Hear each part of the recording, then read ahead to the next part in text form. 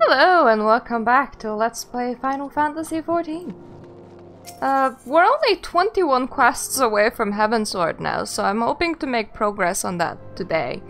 And because we're so few quests away, I'm expecting interesting stuff to actually start happening.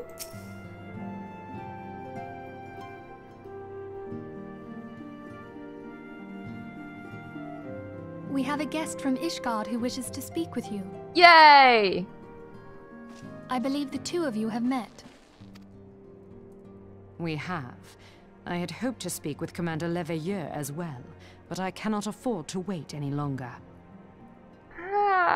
Did you actually travel all the way to Ishgard and then travel back, or did you just kind of hang around? Because not that much time has passed. The Lord Commander sent me hither to request your aid in a matter of grave import. You see now why I had Tataru summon you. Yes, they're importing graves. They're trying to import more graves. I see now. Now that we're all assembled, perhaps you would be good enough to elaborate on the nature of the matter which brought you to us. The Observatorium's astrologians have sounded the alarm. Oh no! Whatever that means. Last night, the Dragonstar burned with an intensity not seen in 15 summers. Not since the Dravanians engaged the Empire in the Battle of Silvertear Skies. Why are you signaling the whole town? The star is burning bright, sir! Oh. Well, that's what we get for having astrologians. The northern sky doth burn full bright upon the Wormlord's call. The red behemoth beckoneth, and flame consumeth all. Yay! The old Curthan rhyme, aye. The brightening of the Dragonstar is said to accompany the roar of a great worm. The astrologians believe that it was Midgard Soma himself who cried out on this occasion.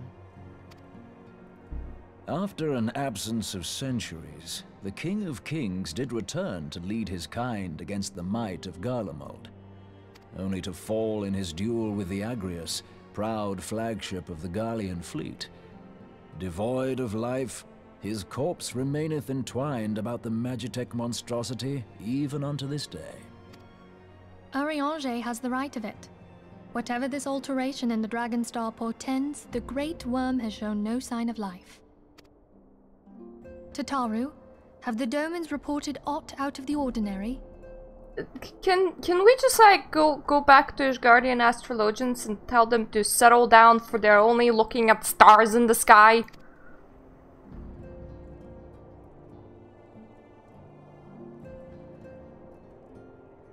Correct me if I'm wrong, but if Midgard Soma had roared, wouldn't we have heard it here in Revenant's Toll? Roar is but a figure of speech. Dravanians can communicate in ways beyond our ken. It is for this very reason that we are forced to look for signs in the heavens. We cannot say with any confidence that a great worm roared at all, much less that it was Midgard Soma. Only by directly examining the Keeper of the Lake can we be certain. However, it will take too long to gain the Holy See's approval to dispatch the Temple Knights. So you go, therefore, illegally. Would entrust this task to you. Do you accept? Yes. We knew you would not disappoint us. Now, if you would excuse me, I must return and assist the Lord Commander. We have precious little time to prepare. And if you excuse me... For what, pray tell? I have a dungeon to do. When a great worm roars, his brethren cannot choose but answer. We prepare for battle.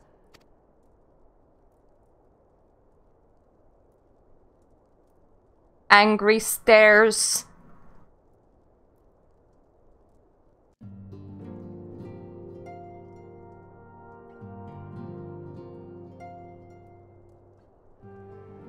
Forgive me if I state aught which you already know, but I would ensure that you understand the nature of your destination. As your ranger stated, what we now call the Keeper of the Lake is the wreckage of the Agrius, former flagship of the Imperial fleet, and the corpse of Worm responsible for its destruction. 15 years ago, as this next step in his campaign to subjugate Eorzea, Gaius von Belsar attempted to seize control of Mordona. So massive was his force that all thought his victory a foregone conclusion. But an unlikely ally came to Eorzea's aid that day. Midgard Sormir, legendary guardian of Silver Tear Falls, burst forth from beneath the waters of the lake and led a host of dragons against the Garlean airships overhead. In what would later become known as the Battle of Silver Tear Skies, the Great Worm felled countless airships before engaging the Agrias. In the ensuing struggle, the flagship's ceruleum engines failed and it tumbled into the lake below, yet this victory came at a great cost, for the exploration which followed claimed the life of a great worm as well. That same explosion transformed Silver Tear Falls into a desolate wasteland it is today, draining the lake of its waters and crystallizing ether for names around. Yet the remnant of the lake remains at its center, a constant reminder of that fateful day long ago. Our Doman allies have been standing watch over Keeper of the Lake. It would be wise to speak with them before investigating the wreckage yourself. Okay. Be careful! Now let's not neglect their own tasks. There's much to be done. Hope that you guys are actually doing something and not just standing around. For I am always doing something.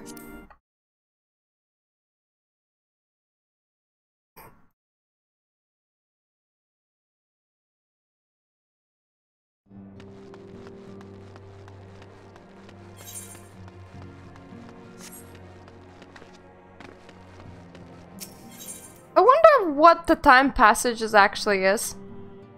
I feel like it would be great if the game indicated what the time passage is in between your quests, because it feels like you're just going breathless from never stopping moving, and you never just like sit down and rest. For all I know, it's taken us years to get to this point. Like in real life, her.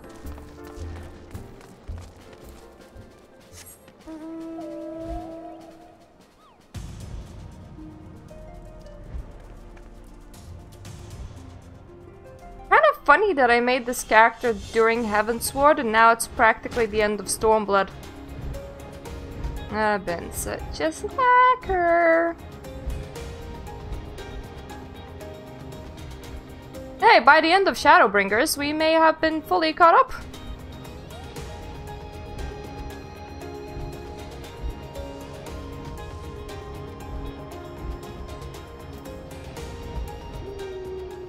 Hello there, Damenfreund. Did anything happen? You're in luck, miss. I was about to send word to Riven and Staw about the Garleans. Of late, I've seen small airships, likely from Castrum Sentry, come and go from the Keeper of the Lake. Though I cannot say for certain at this distance, I believe they may be salvaging something from within the wreckage. You don't say! They're not going to the wreckage just for the giggles? The Castrum supply lines have been cut for some time, and I wager that they're desperately in need of spare parts and other equipment.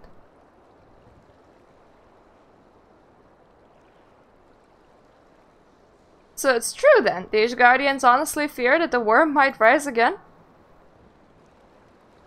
Well, from here, that seems rather unlikely, but if it assures they won't, you've no choice but to inspect the corpse of its entirety. Easier said than done, given the creatures which inhabit the wreckage and the aforementioned Garleans who won't take kindly to your presence. They're sure to fire upon an airship, so I advise a more stealthy approach. Take this boat and a few of your comrades to the base of the Agrias and then climb to the top. That's the only viable approach, I would say. Got it! I would say that the dungeon looks better from the inside. But that looked really poor and sad.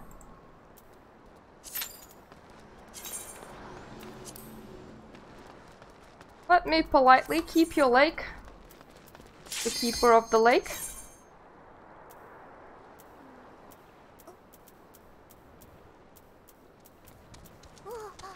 I will want to upgrade my breeches and greaves.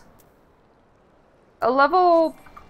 No! Don't do that! Level 60 still uses poetics for gear. Because every time when the expansion turns, they just add old gear for poetics. Because that's what you get while going through, you know, story and stuff. So it's gonna help us when we get there as well. Having poetics, I mean.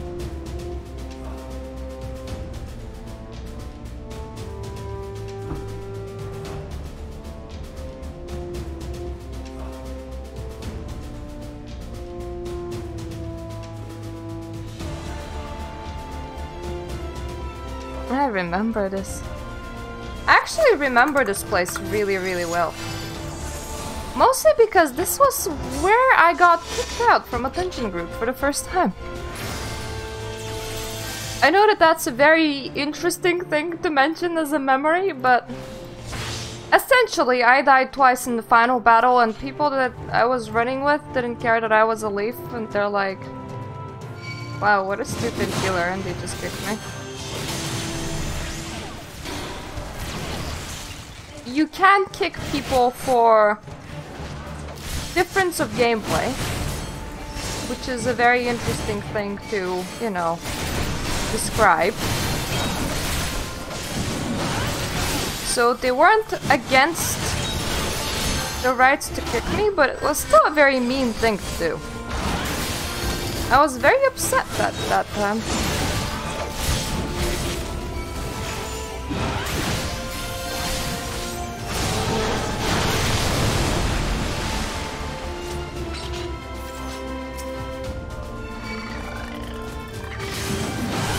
All of these. And him. And then also all of these.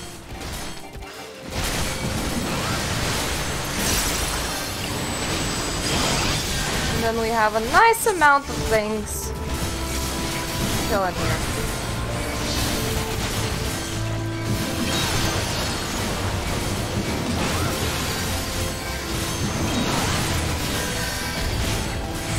I do hope that my comrades are killing them though, because whenever I make big pulls like these, like, I always get a bit worried.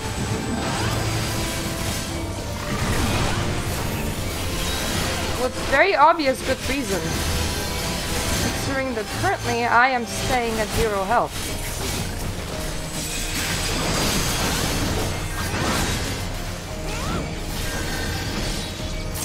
Yeah, well that got my blood pressure up, but it worked. It worked. Good job, us.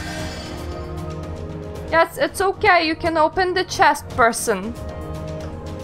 I'm not gonna assault you for opening a chest. That would be just silly.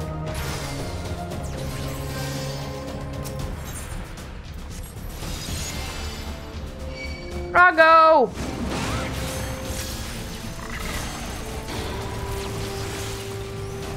Yeah, Frago is like the last enemy before the boss, so it's just Frago and his companions.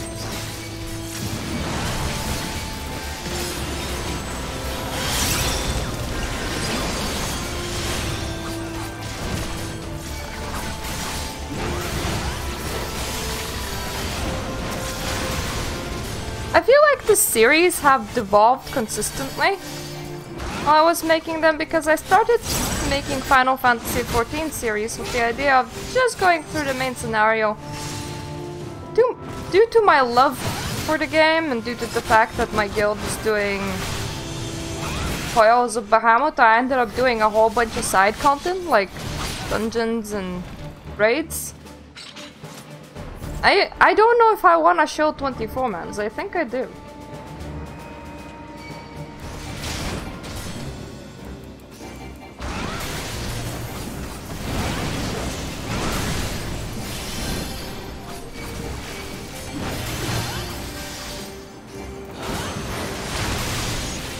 The idea here is that when plants of ceruleum fall, you just push them away. Like that.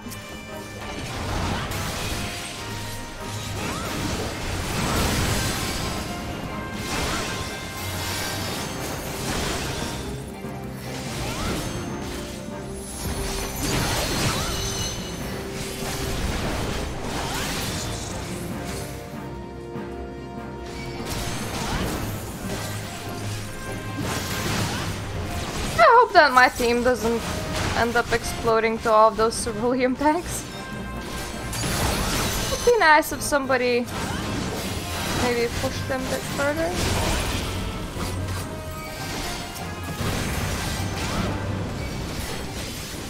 That's practically far away. Far enough away.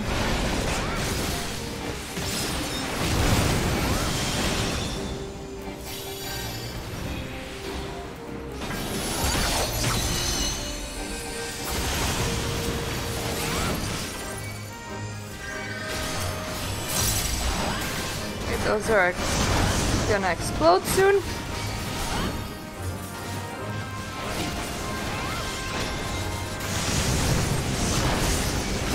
Pull them in to make them explode and everybody positioned fairly wrong. Especially the poor red mage. Red mage just went full on kaboom!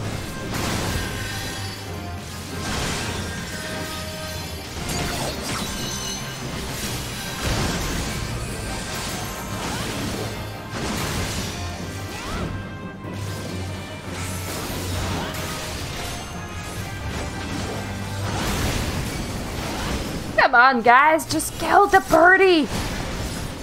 It's okay, we can kill the birdie. Killing the birdie isn't that hard. Right? Okay, that one I can't push away, so I am relocating. Like, screw that shit, I ain't exploding. If you want to explode, not gonna intervene, but I ain't exploding.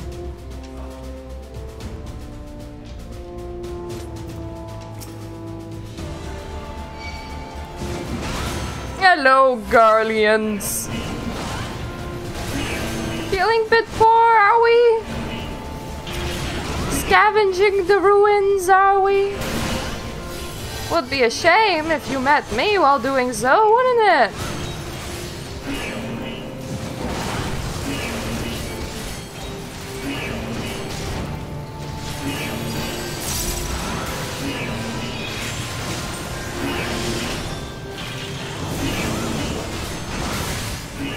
I'm thinking that by the time I actually get into Heavensward, I should start a new playlist.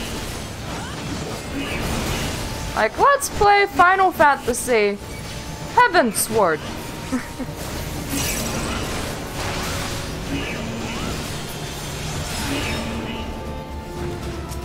We need said card on the floor. It's very nice that they were here. Drop us all the cards that we need, because otherwise we would need to climb that fence, and apparently we don't know how to do so. Now we're here, buddies. Over to the magic field, Inductor. Where you should be. Okay, the only thing I don't have aggro on is the Colossus, and Colossus is currently inside the cage, so that's okay. Now it's not okay anymore, so come over here. Come have a happy time with all of your friends.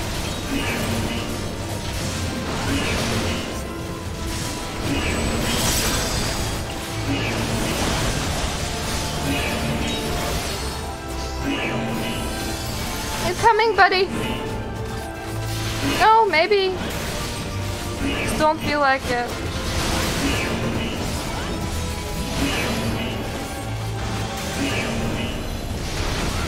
Okay, all your friends are dead, so we can like continue moving now. Hello, extra friends.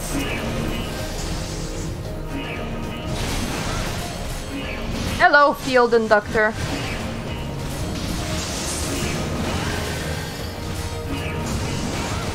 My healer seems to be fairly fine on mana, so I don't think I should be worrying about them right now.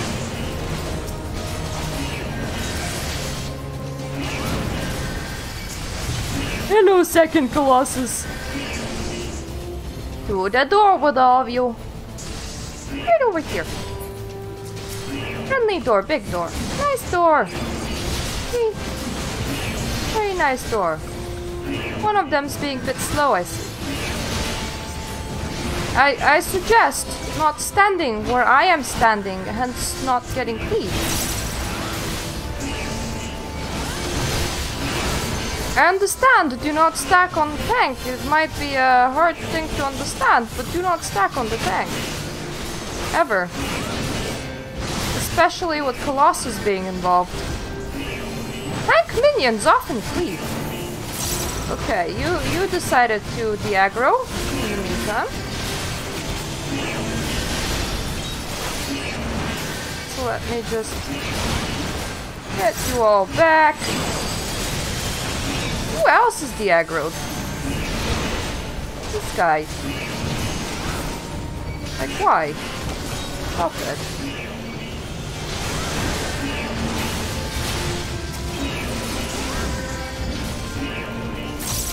Our samurai's a bit boned. Otherwise, we're fine.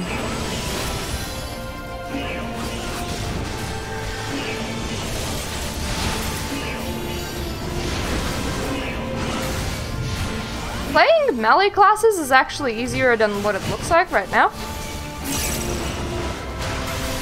With samurai always like running into the bad. I played some melee classes myself, well mainly tanks. But avoiding things from the side as, you know, off tank. You just often position yourself here, like on their ass and not like right in front of their face. That is how you do not get cleaved. This gunship likes making puddles of fire. I swear there's an ability that's not on my bar that I really wish it was. But I think I don't have it at the moment anyway. So it's okay.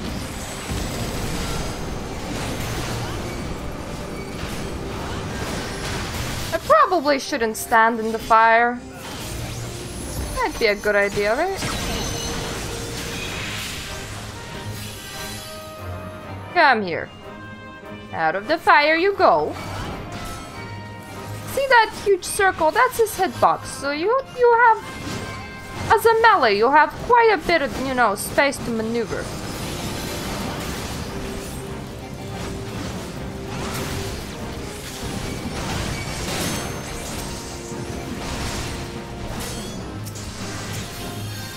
I am amazed that fire does not faze them. I wish I have whatever they're wearing. I am sorry, team. He is not angled very well. That fairy's screwed. At least that wasn't a real person and just a fairy.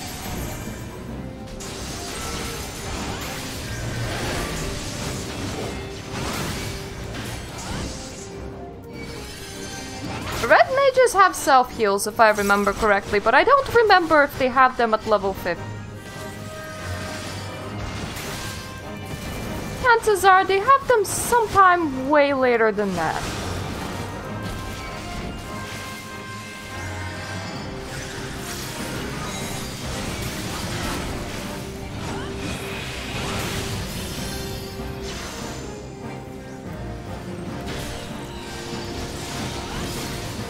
There you go, you can self-injure with auto attacks, because why not?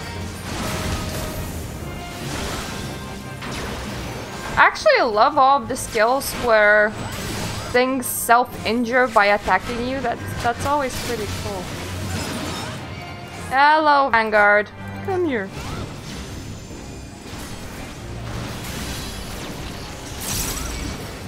Come out of the fire, baby.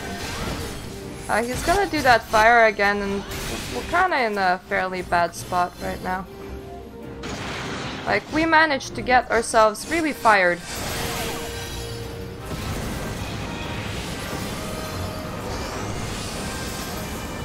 And one person was all like, stepping on an AoE? Rather not. I'd rather stay in that permanent fire. It sounds a lot more fun.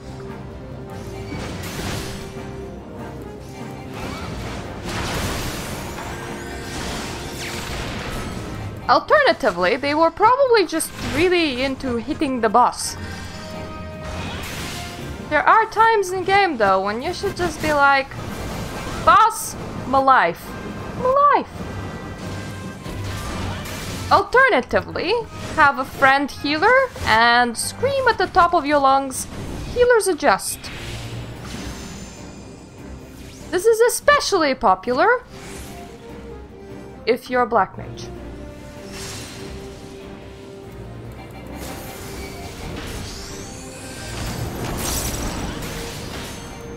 And goodbye, DPS number 2.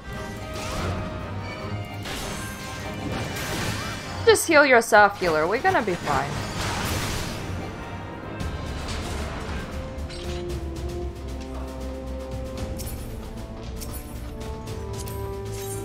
If you ever wanted an eye patch, you can indeed get it in this dungeon.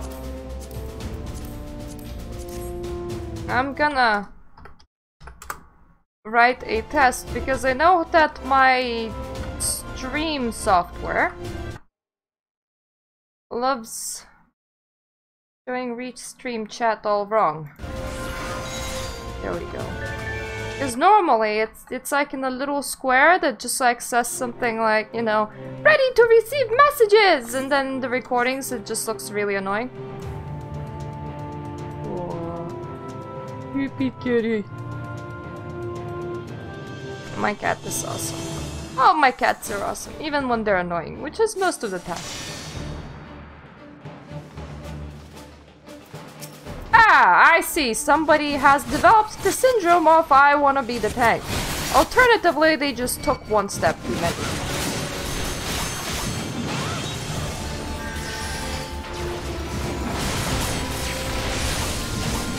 It's like how there's joke of people of Walmart.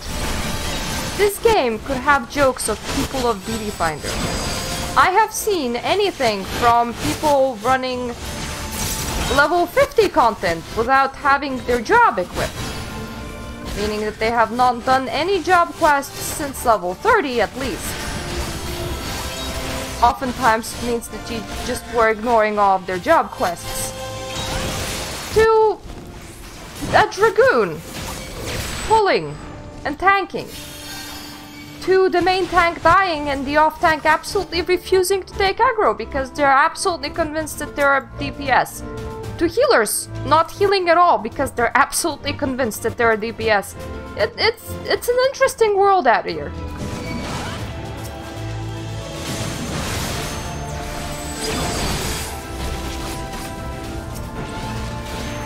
My husband even said that it has to be something special with this game because he never seen audience like that in any other MMO, but as I stated, a lot of MMOs are simply too easy for you to actually make mistakes.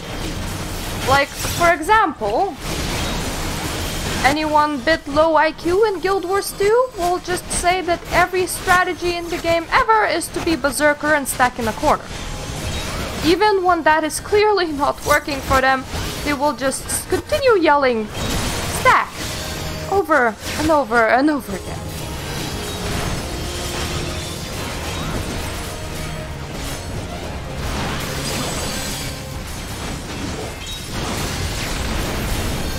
I bet if this game was like, yeah, you all can just, you know, go and stand on a tank and it will be okay as long as you DPS the boss down before he can do anything.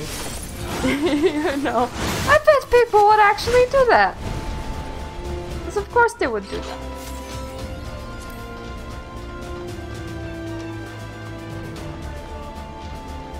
Ah, I am not the only new one here. Good.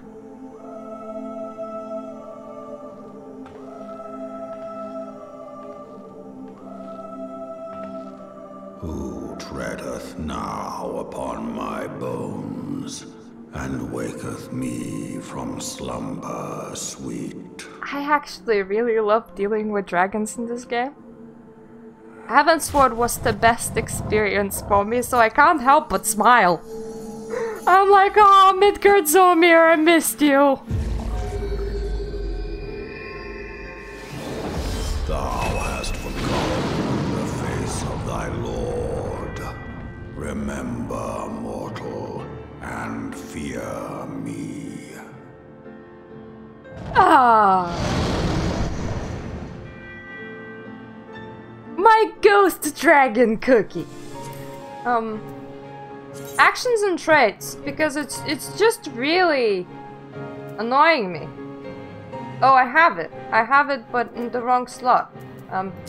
Onslaught, please move over here. I love using Onslaught when I'm on my higher level character, obviously. Mostly because I can then just charge into battle. It's just like, zoom! This guy.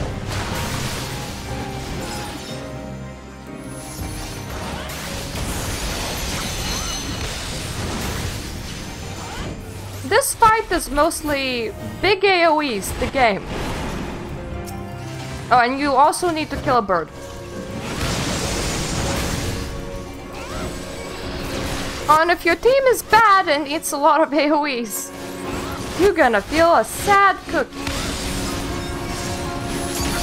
Red Mage is already in the process of starting to eat AoEs, but that thing will expand outwards.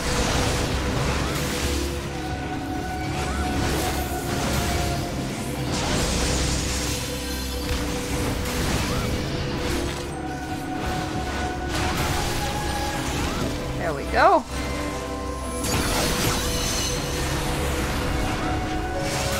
Honestly, you can feel that this red mage is quite new. Yep, that is our shield. You don't want to accidentally not kill that thing, for that would end really badly. Oh, thank you. Thank you, whoever did the shield. Goodbye, new red mage.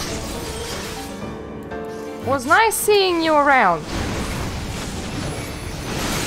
Red Mage was a job introduced with Stormblood, but because a lot of people complained that you have to get into Heavensward to use Heavensward jobs, you can just go and pick it up in Ul'dah once you're just level 50.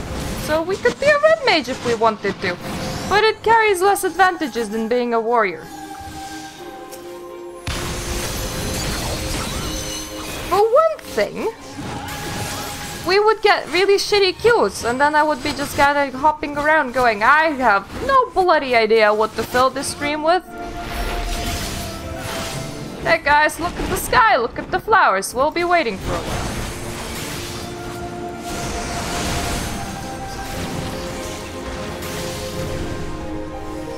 Ah, it's this one. Whoop whoop. And then it's this one. See, it's AoE's the game. AoE's the dungeon the game.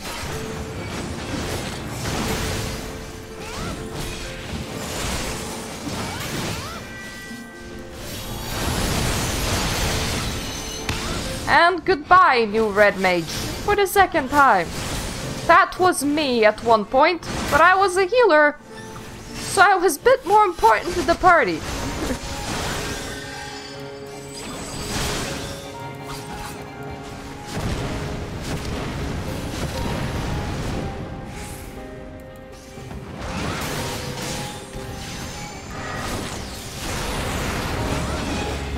Everybody else is dodging like a real pro.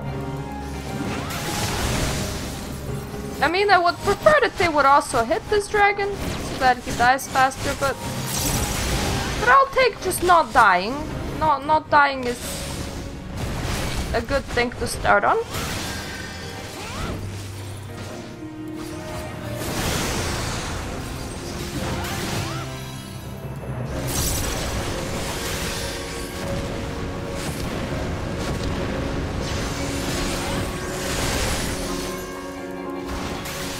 Sorry about that ice breath, guys.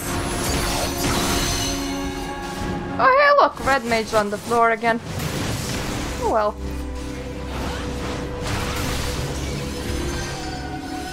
Thanks, healer. I like health. I really do. I feel like this dragon is moving really, really slowly in comparison to the first one. Mostly because it is.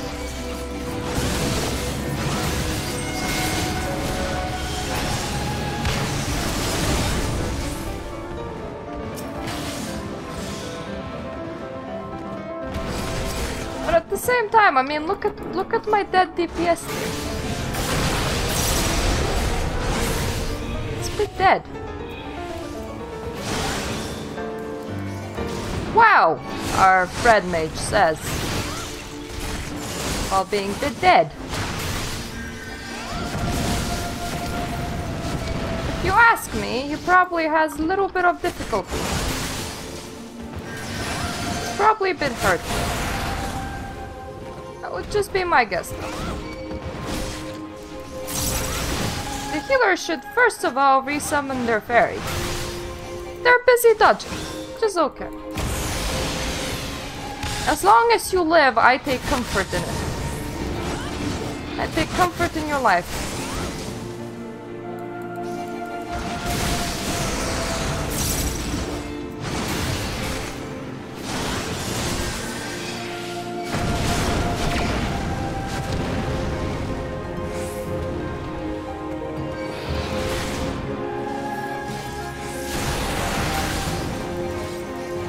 I have the samurai back.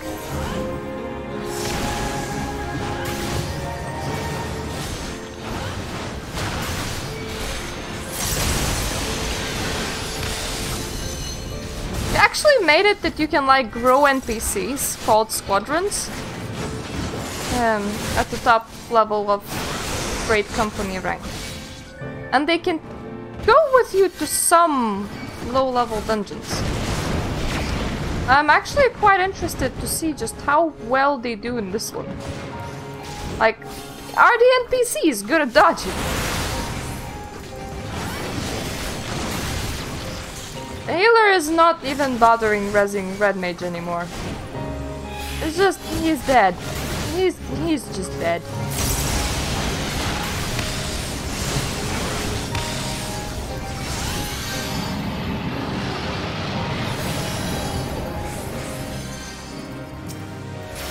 Let me throw my tomahawks at you.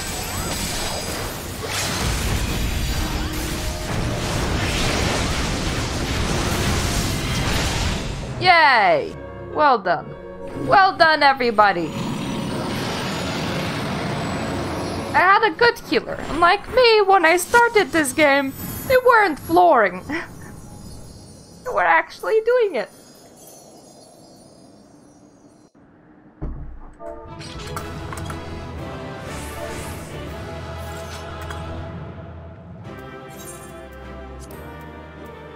You know what? Yeah, okay. You Red Mage, you can have your thing. I think everybody else got very annoyed and left early. Which is okay.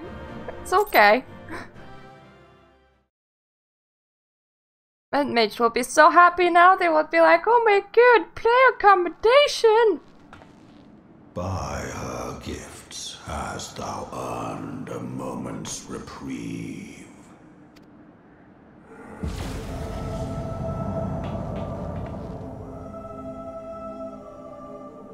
Speak, mortal, and I shall listen. Hello! Guided by a star. Edgar Zomir finds astrology to be funny. My people have heard the song. Ishgard shall burn. Oh, stop being so mean. Angry face. Must answer for their father's misdeeds. That is not how the world works. We do not forget. We do not forgive. For we are the Legion. Even now I'm like, no, mate, look, listen. Did I, sire? One now singeth of retribution. I rise to join in the Midgard Zolmir, have you heard about the one about a star? We look at stars, you see? That's our whole shtick! Thou art powerless to silence us, mortal. Yet thou shalt not live to labor in vain. Thy reprieve is at an end. That sounds like those sentences translate surprisingly to I shall kill you.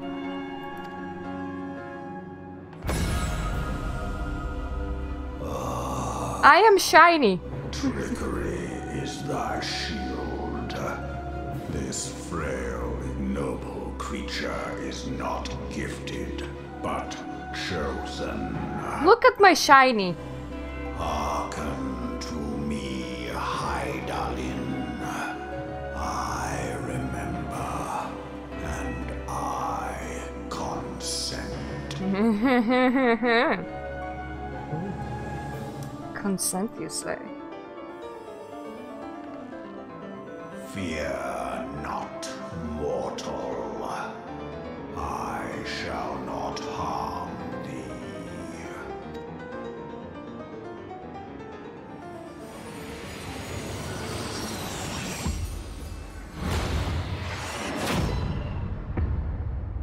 This is not harmful!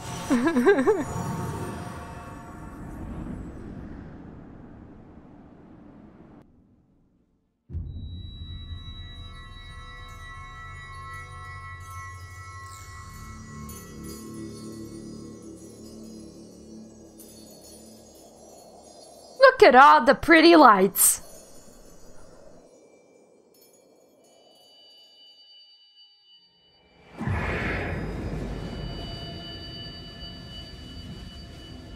Oh no, we're losing our orange! Whatever shall we do? Not the green! The blue, my favorite color! The lighter blue, still my favorite color! And even yellow. What a mean dragon.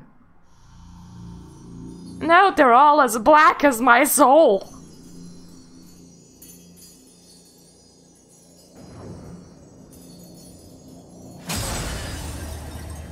But hey, the floor's shiny. So, you know, we got that. We got that.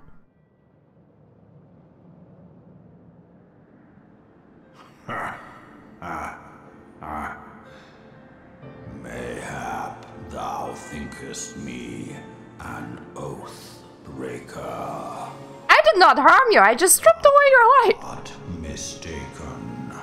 If thou comest to harm, it shall be by another's hand, not mine.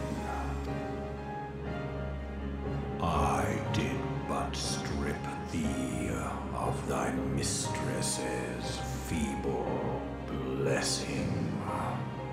Thou didst profit much by her grace, but no more. So what you're saying is that I can be normal and go and become a farmer? Hooray!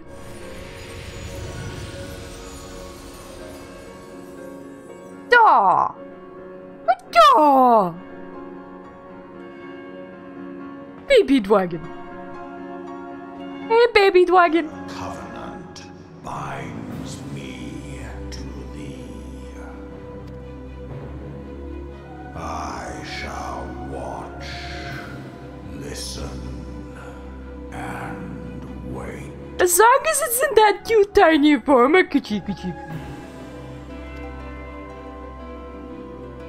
Fight and struggle, if it be thy will. I could always just become the greatest cook of Eorzea.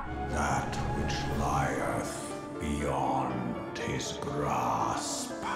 Imagine if at this point in the story, what actually happened was your character was like, you know what, fine, fuck the main storyline. Cooking! Final Fantasy XIV.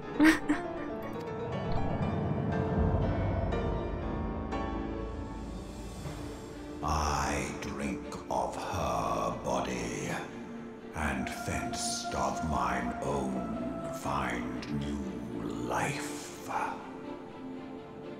When it hath grown whole, the loyal and penitent shall rejoice. I don't know how much drinking a planet dry is good for you, considering that your children are on it, but... Heraldeth a beginning and an end. Are we sure of this?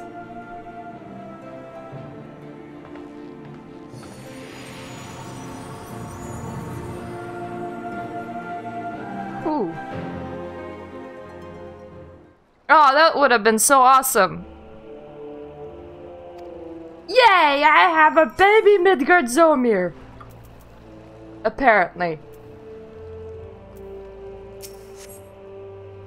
I was beginning to fear the worst. Were those explosions I saw?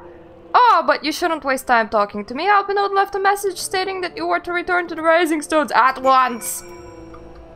Yeah, imagine running dungeons as a gatherer. I will mine you to death. I suppose that's at least a little bit less evil than I will cook you.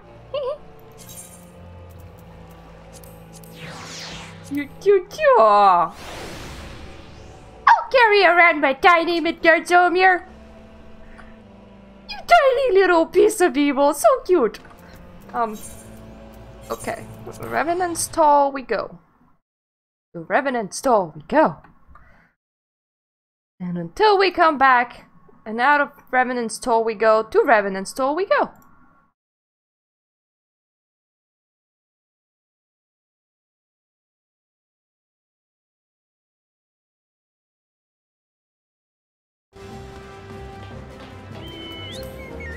Aww. Poor gatherers having to throw rocks. I mean, you have a pickaxe. That surely is a bit more powerful than a rock.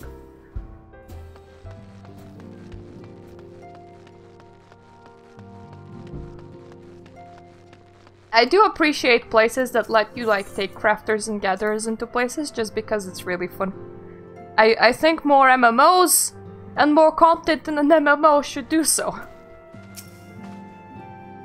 Praise the 12 that you're hale and whole. I come as soon as Minfilia informed me of Sir Emmerich's request. You have completed your investigation of the Keeper of the Lake, I take it? Then I would hear a report. Well, you see, I am no longer a warrior of light, so I thought I'll take my holiday now. You conversed with Midgardsormr? I swear, were anyone else to make such a claim, I would regard it with considerable skepticism. I even have a tiny Midgardsormr to show it to you.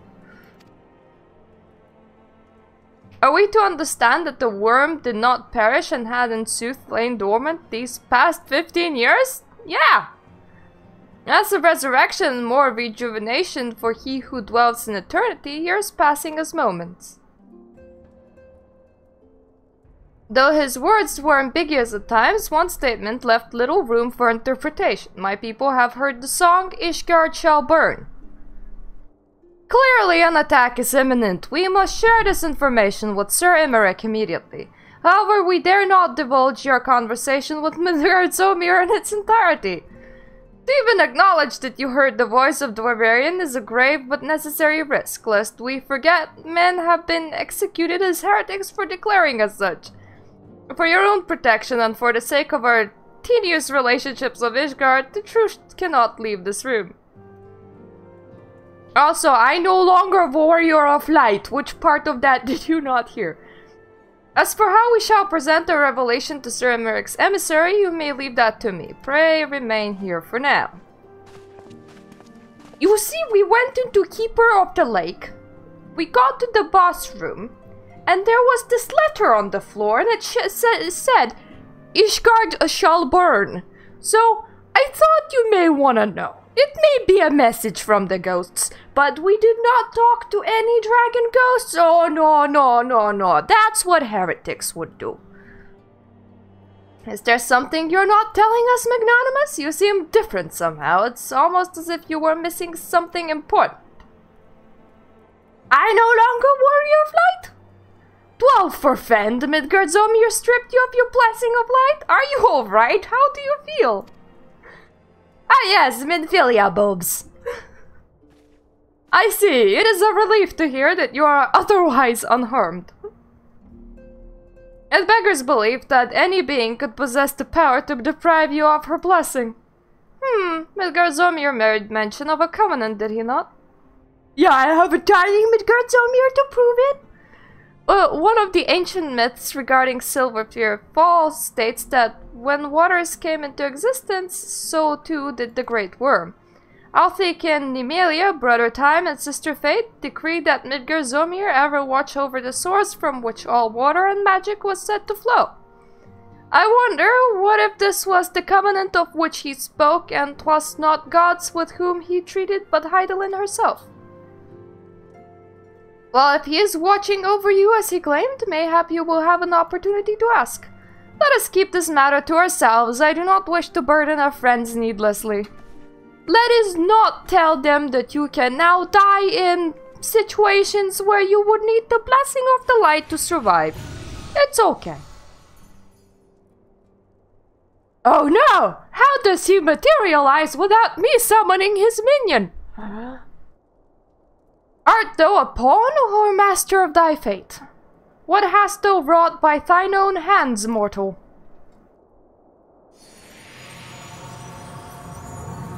My cat's itchy. Hence my whole table shakes. No, don't kill my cat.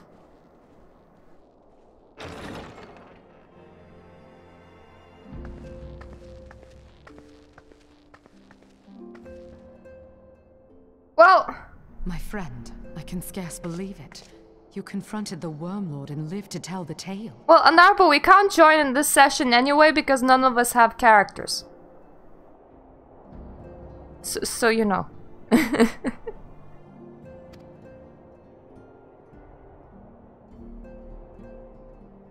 Should I tell you that a dragon is following me around? For your preservation. It is our sole cause for gladness.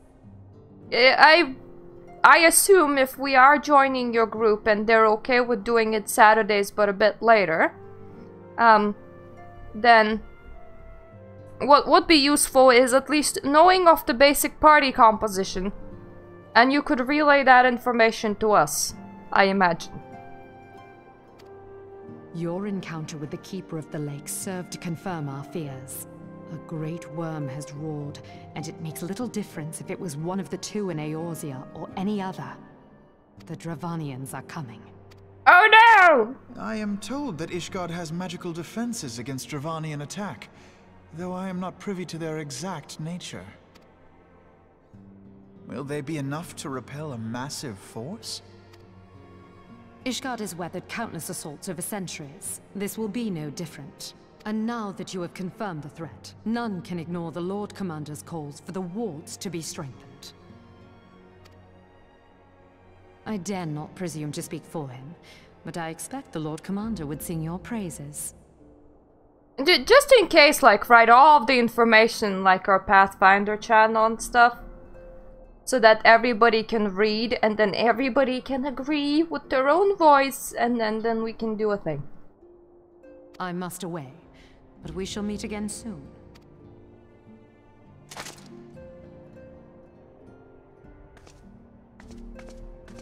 You must away.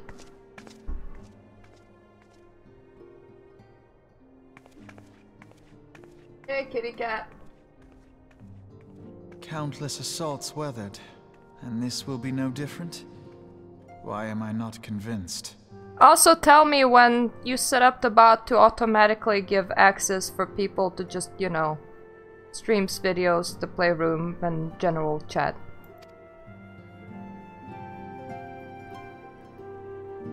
Oh! Somebody wrote a wall of text, for it scrolled a lot. Okay. The Ishgardians have warred with the Barbarians for centuries, nay, nearly 1,000 years. In all that time, not once have their enemies breached their defenses and entered the city proper. Yet, regardless of how strong these magical wards may be, I nevertheless fear for the Age Guardians underestimating the gravity of the situation. You always put so much care into your characters, while I just go into the internet and go, random backstory generator. That sounds funny. Character. Though it was not Midgardsormr who roared, a call to arms by one of the first brood cannot be ignored. Until such time as they choose to request our aid, however, we can do naught but observe the situation at a distance and pray our fears are unfounded.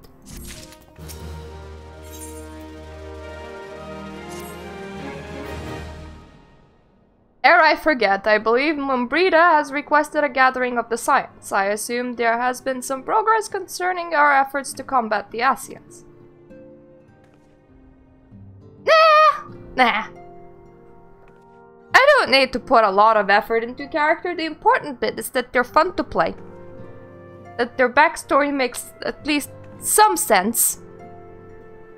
And that they can enter the party somehow. And then it's fine. Unless your group is like so heavy into role-playing that everybody writes 5-page essays and that is a requirement. Pray inform her that our business with these Guardians is concluded for the moment. I shall be along once I've completed my communications with Crystal Blaze. You be a brave Crystal, you. I would say it's quite boring for me. Like, I like playing fun things. I don't necessarily want to spend eternity making them. Oh, that's what internet generates for you, so that's good enough. All done with your talk of dragons? Wonderful, because Ascians are next on the menu. Let's hear it into the solar, shall we? I don't want to deal with Ascians. Ascians are boring. Can I go back to dragons? Please? Ready, please? No? Okay, then.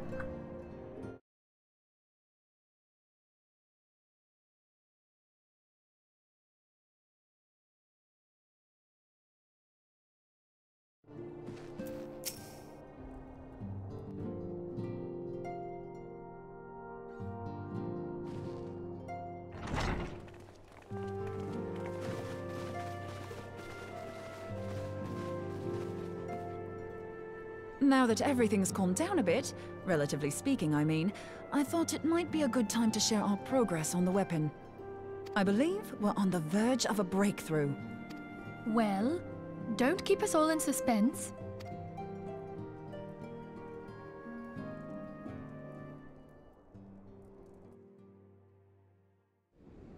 Just in case anyone's forgotten, let's start by reviewing what we already know. So, an Ascian is an immortal because its soul doesn't return to the ethereal realm when its host is defeated. Instead, it flees to the place that lies between our world and the void. I am wondering if this is the third time we're hearing this, or if this is the second time we're hearing this. Therefore, the first step to permanently defeating an Ascian is preventing its soul from making this journey. And if you recall, when we last gathered here, I had verified that white auracite has adequate capacity to entrap the beings, albeit only briefly. If I would have forgotten any of this information, I could have just rewatched my videos. Which left the small matter of their extermination. Aye. To unmake an Ascian soul, one must needs smite it with a concentrated burst, or blade, of purest ether. However, we wanted for both the data and the means to forge such a weapon. I feel really weird about talking about killing people. Experimenting on an actual Ascian, you see. There's no way to gauge how much ether its soul is made of. Really? The dude in, like, that outfit looks like he's into either of those? That just looks like a really bad quality cloak. As such, we don't know what etheric density our blade needs to have in order for it to work. So we'll just have to make the densest blade we can and hope for the best. Though that would require a lot of ether. Hang on a minute. Why didn't we think of this before? White aurosite can hold an absolute heap of ether, can't it? Please tell me you're joking. God's sakes, Ida. I feel as though I'm reliving the same scene over and over with you. How many times do you need to be told that white aurosite cannot store ether for long periods? Being intangible matter, ether is given to dispersion. Only in its crystallized form is it a stable source of energy. I will test you later on this, so see to it you do not forget. Right, yes. It's all coming back to me. Why are you reciting this? So our hopes rest on good old crystals again, do they? While they are certainly reliable, they leave something to be desired in the area of portability. Just kidnap a train, it will be fine. Indeed. I am reminded of the quantity of corrupted crystals required to thwart Leviathan, and the extraordinary lengths to which the Lamentsons went to transport them. What if it should prove that a similar quantity was needed to destroy an Ascian's soul? Or still more? Just kidnap a train, you'll be fine. I do not envy the poor sod who has to lug all of that around, on the off chance that an Ascian appears. See you, Narba. That's the very problem we set out to solve. And I reckon we've found the answer. If it isn't practical to lug around the ether we need, we'll just have to draw upon another source. We'll make an ether baby and then kill it just as an Ascian appears. The viable source is the land. Oh, we're gonna become farmers. If you mean to tap the Great River of Ether, know that it will entail considerable risk. Meddling with the currents may well induce a surge like to the one which despoiled Mordona. Give me a bit more credit, will you? Why would we need to tap the river when there are veritable reservoirs jutting out all over the land? I speak of corrupted crystals. It might be that their aspect is out of balance, but a crystal's a crystal. It contains ether, and we can help ourselves to it. Which part of the crystals is sexually repressed? While corrupted crystals are indeed abundant, there is no guarantee that they will be in close proximity at a crucial moment. We just have to live on top of one. Solution found. But what if we don't need them to be? What if we could tap their power from afar? A malm away, say? I have no idea what kind of measurement a malm is, but I'm gonna assume that it's their version of a mile. If we could do that, we'd have ready access to ether aplenty in almost every corner of Eorzea. Eorzea is a really small place and everything's a mile away. I've yet to put my theories to the proof, but I've got a good feeling about this. If no one has any objections, I'd like to see where this avenue leads. You do you. If you think it worth your while, you have my blessing. But tell us, what are your theories? I, for one, am most eager to understand the process, however vaguely. I like exposition being spewed at me. That, but no one wants to listen to boring old theories all day, do they? I know I don't. So with your permission, I'd like to try something a bit more hands-on. I've already built an etheric siphon especially for this purpose, and I've been meaning to try it out. Thing is, the profusion of corrupted crystals in Mordona makes it something of a high-risk testing ground. If anything goes awry with the siphon, it would be better if it didn't happen within spitting distance of quite so much ether. Ideally, I need an isolated specimen. Does anyone know where I can find one? May I suggest northern Thanalan? There you will find corrupted crystals of middling size, standing a reasonable distance apart. Ideal for your needs, I should have thought. Oh, and if you do elect to visit the place, I should be much obliged if you would assist me in another matter while you are in the area. I thought that Alpinode was gonna offer himself as an experiment. Movement has been observed at Castrum Meridianum. Oh no, not movement! In Archon, the Alliance dealt the stronghold a heavy blow. Its facilities were extensively damaged, and its garrison reduced to a fraction of its former strength. It's almost like there's live people in there. Long after our forces withdrew, however, their ranks were replenished by reinforcements from Castrum's sentry. They now seek to rebuild, and to this end they have their sights set upon the ceruleum processing plant. Having lost the Empire's support, the 14th Legion lacks the resources to sustain itself. To them, this is a bid for survival, and they will doubtless fight like desperate men. So you want me to go to the ceruleum plant and just thwart some asses? Braves, I fear their strength alone may not suffice to stay the Imperial assault. I would request the Scion's aid in the defensive effort. If I didn't know better, I'd say you were trying to inveigle us into fighting your battle with the promise of shiny crystals. Well then, consider me inveigled. I won't lie, the crystals you speak of sound perfect, so the Garleans have to go. Besides, we can't afford to beat about the bush. There's no telling when the Ascians will next appear. Thine eagerness to hurl thyself into the jaws of danger cometh as little surprise. Exercise due caution, I prithee. Though you have become a crystal brave, you are yet a scion, Alphino. We could hardly refuse you. Pray, join the Crystal Braves and lend them your support. Thangred and Papalymo shall accompany you. I am happy that we all nodded. Y'shtola, in the meantime I would have you assist Moonbreeder.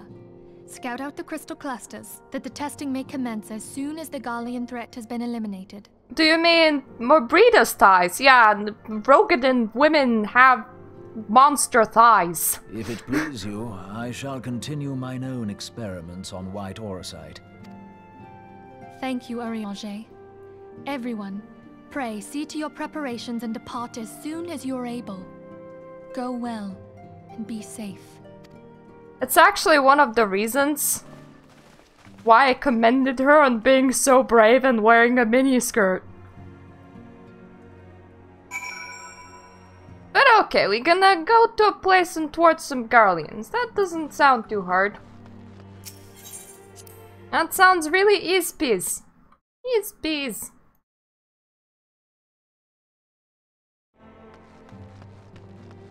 Why, hello there, young lad. It seems that events have once more conspired to rob us of rest and recuperation. Though I would wish it was otherwise, I must ask you to head straight away to the processing plant. Oh, the 4th. Meanwhile, I must rendezvous with Captain Elbert in our headquarters in Oda. Okay.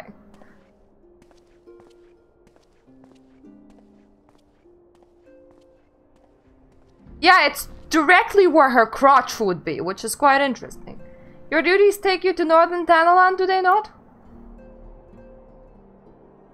We too must say our farewells to the Rising Stones for a time. Flamin travels to Ul'dah, and we shall serve as her escort. My daughter's behest, I go to contract certain old acquaintances in Gilded City.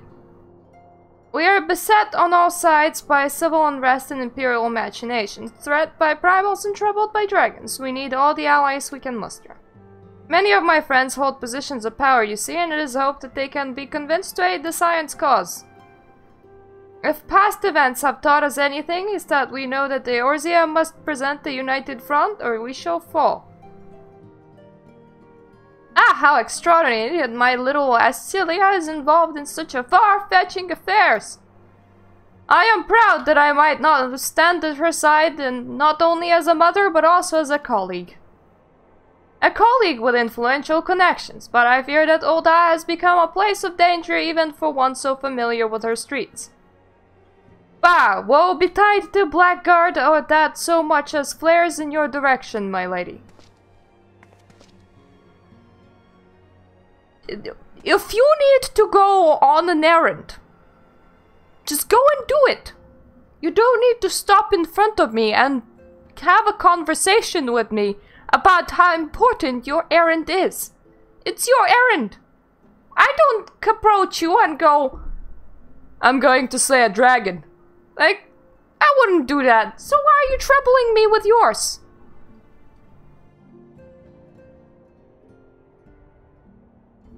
I shall be well protected, it seems.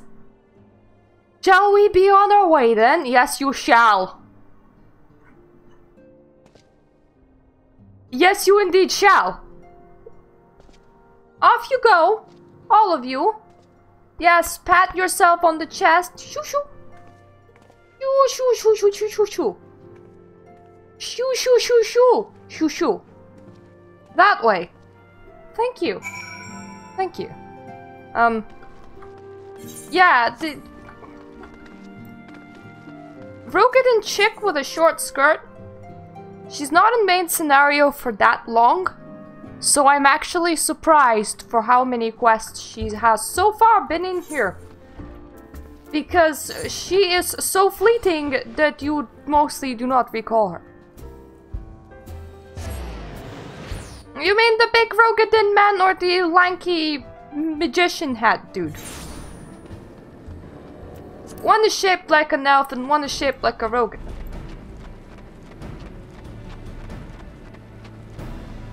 Let me guess, one of you... Yeah, oh god, it's... You're not the same dude that keeps on calling me a scion, but I believe you're gonna call me a scion nonetheless. Commander Levieur, send word that you're coming. A veteran of our talents is most welcome. Not that I don't think we can handle this situation, mind you. I've learned a trick or two since the disaster with Amalja. But returning to the task at hand. Yeah, that's how Rogadin men are shaped. They shaped like a brick. The Flames reconnaissance scouts have reported Imperial soldiers assembling at Ruban's push. Such a force is likely interested in only one thing, getting their hands on the resources found here by the processing plant. The Garleans could begin marching on us at any time, and I think it's time we speak with Lieutenant Edelstein to finalize our counter strategy. Can you do that alone? I don't need strategic instructions, just tell me who to kill.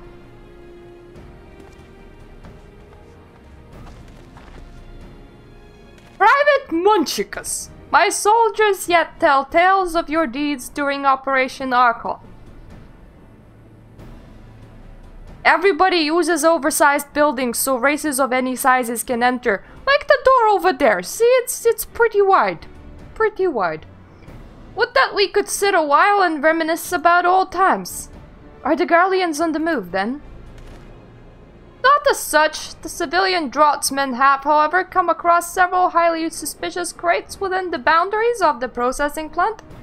I had my sappers take a closer look, and our worst fears were confirmed. These boxes contain powerful explosive devices. Devices of Imperial devices, no less. Well, they're just Imperial devices. Found inside the plant, you say? But how? We had guards stationed around the perimeter day and night. It's likely the plant was infiltrated long before the Braves arrived. Master Thancred, have the Scions come in force then? Oh, who could be spared, yes. Now, there are likely more of these Imperial explosives about the place. I suggest we spread out and conduct a thorough sweep of the compound. Considering the volatile nature of ceruleum, allowing even one such device to escape, our search may lead us to enjoying an uncomfortably close view of a rather spectacular explosion. Things go boom. I like looking at things go boom. Let's do that. Right then, I'll pass the word on to the fourth. What exactly should we do with these crates should we find them? Bring them here, to me. Carefully, mind you. My sappers will render devices harmless as they did with the first batch we found. Very well, let's get started, shall we?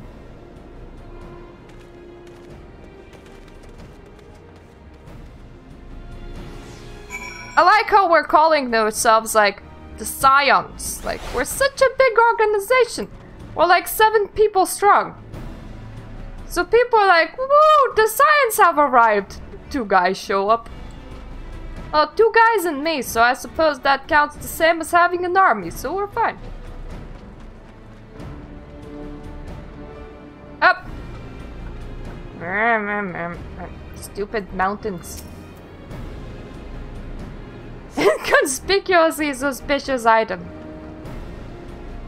It's black and it's a box. This looks suspicious. Let me just take it.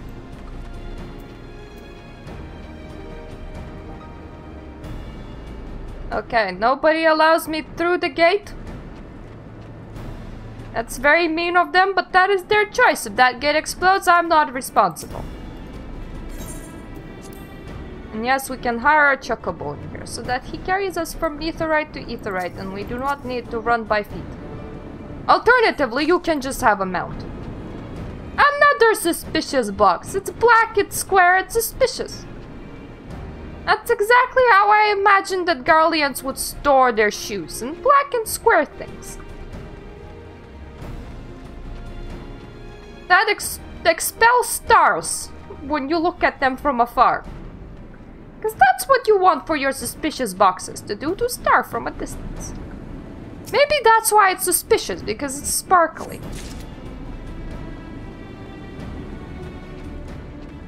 What they don't know is that sparkles are always good. For sparkles are fun and stuff. That is a dungeon. Thank you. Thank you for telling me. That was very important information. I wanted to know the name of the dungeon, but I suppose just the fact that it's a dungeon will have to do. I'm of half a mind that the last box must be on some sort of rooftop, though it's kind of nice that I know that there's 4 boxes in the area. Like, I just have the 6th sense, so if there is still a box, it must be around. I can sense it. My spidey sense is tingling me and informing me that there must be a box.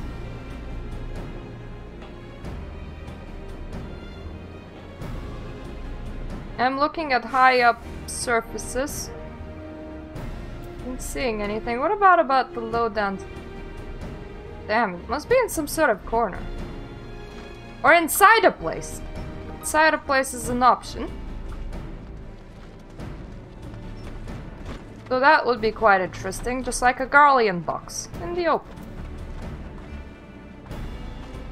I want something small and easy to ride, so that they don't obscure my own box. That would be disastrous. Ah, I see I found you staring at a box. I hope you're enjoying doing that right now. I'll leave you to it, Papolimo. You can stare at your boxes. I'll collect mine. I won't go, box.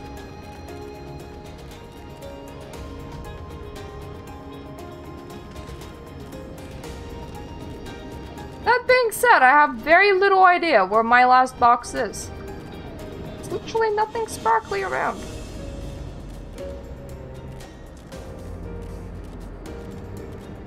Any boxes in weird places?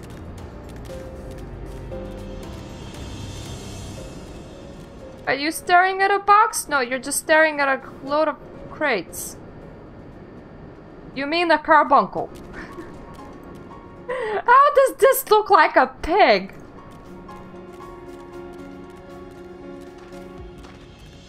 Okay, is there any boxes just like right through here? Like right outside the perimeter. Any boxes in here at all? Because if there was, it would make sense why I missed the box. No?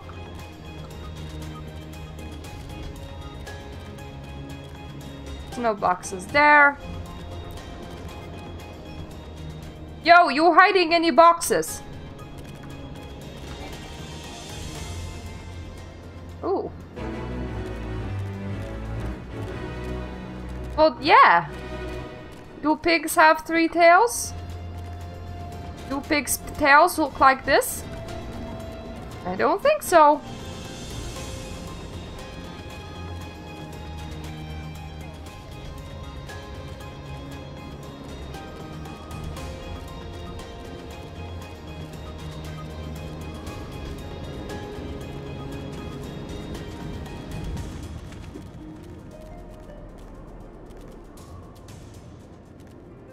Was a box, where would I be?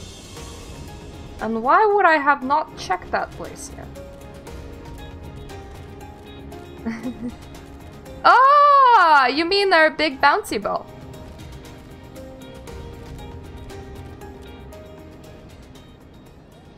I see the last box, I think. But if that is the last box, then how in the holy hell am I supposed to climb up there? Hmm?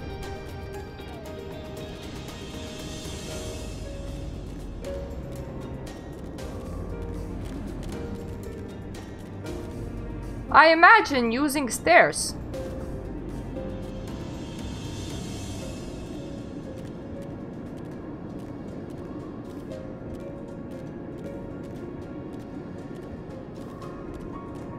These are very narrow stairs.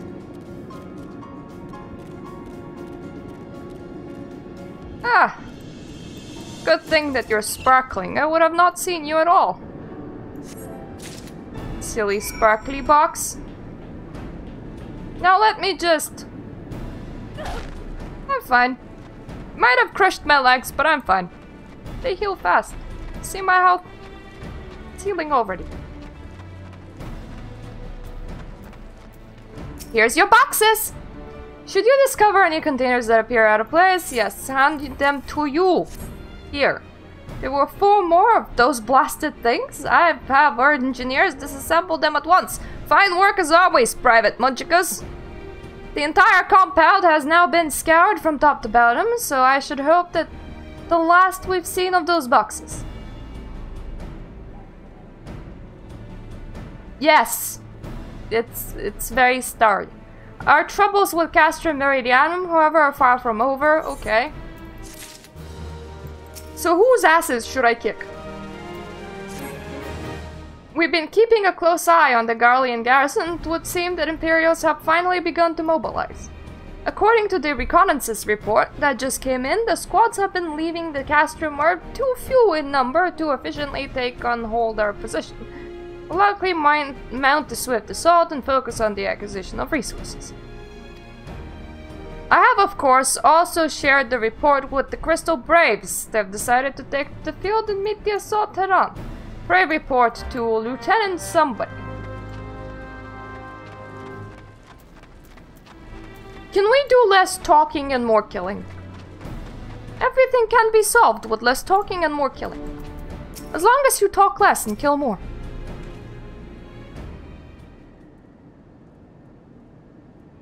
Glad to have you with us, Magnanimous. Oh, you're referring to me by name. Praise the Lord. As I'm sure Lieutenant Ascian has explained, the Garleans have deployed a small force from Castrum Meridianum. The main column assembles to the north near Dalmon's Talons, but we also spied several squads attempting to conceal themselves as they approach from the west. They wish you to rush forth and commit to battle with main column, leaving the detached force free to raid the plant and pillage supplies. Not much of a strategy, but these are desperate men. Captain Ilbert.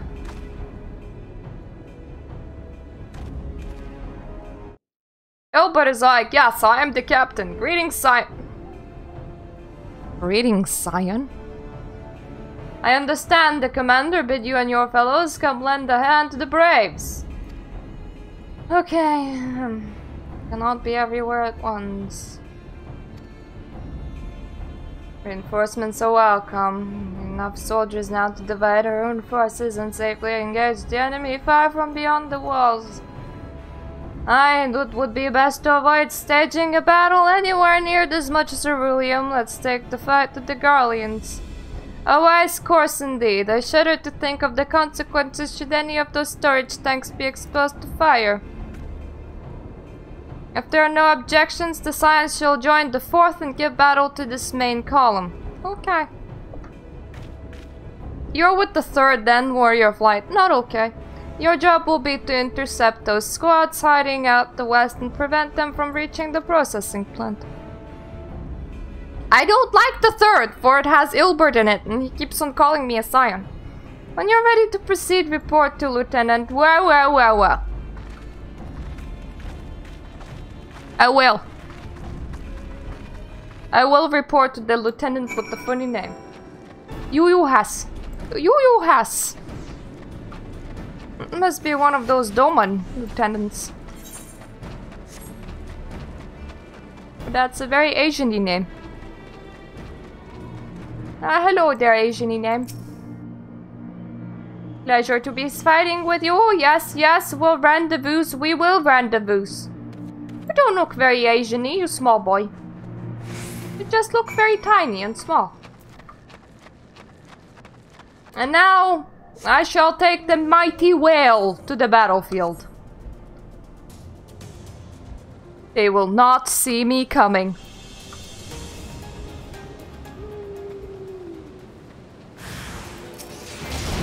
Oh, hi.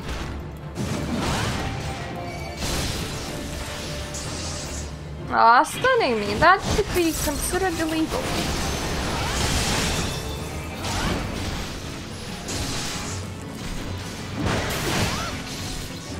For that posed the problem of being very boring to kill you while... you stunned me like a silly muppet. There we go.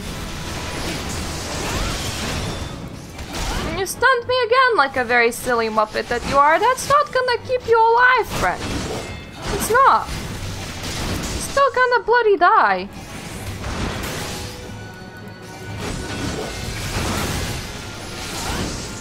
Can we stop? Can we stop with that? With that silly paralyzed thing? And why would you do that? That's just very inconvenient.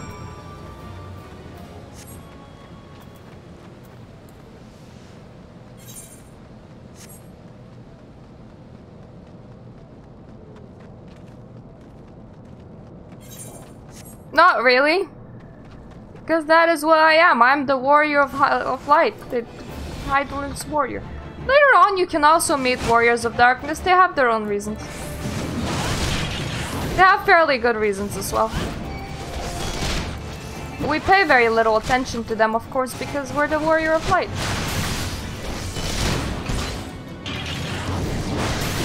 But being called the warrior of light most definitely beats being called a scion.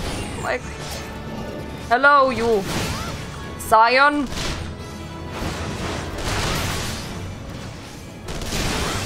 Ah, these ones do not paralyze, they just slow. It's practically as bad.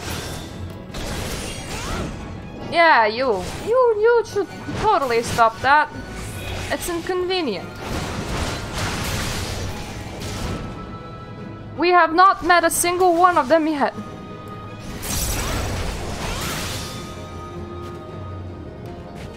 We can always be the first one, I suppose.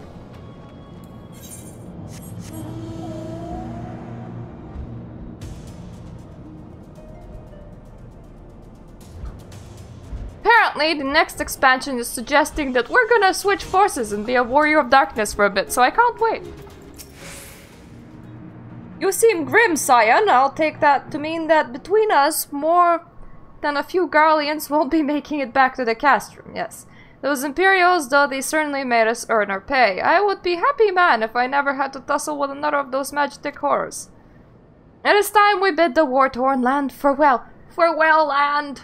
I will contact the 4th and let Lieutenant Line know that the west is clear. Would appreciate if you would do the same when you report to Lieutenant.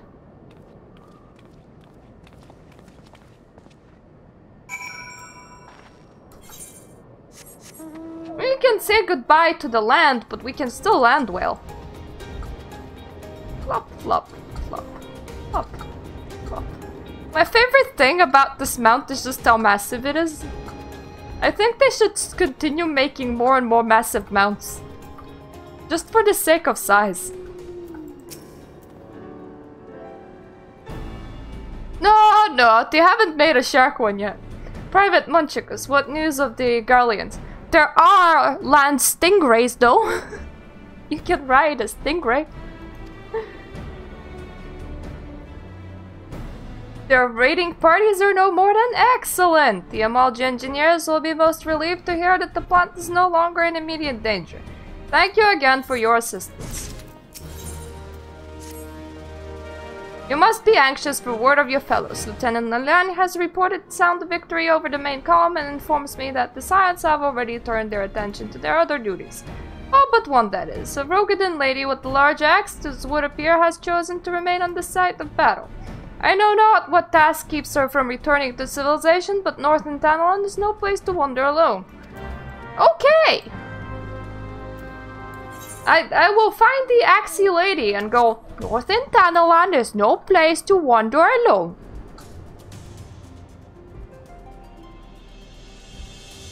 Actually don't know if it's a manta ray or a stingray. It's flat and big.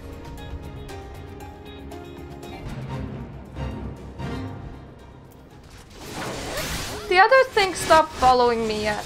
I wanted to stop following me.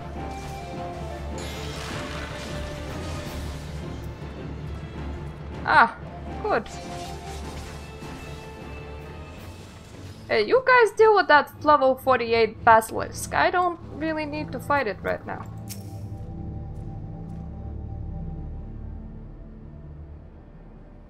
Why, hello there. Hold on, I won't be a second.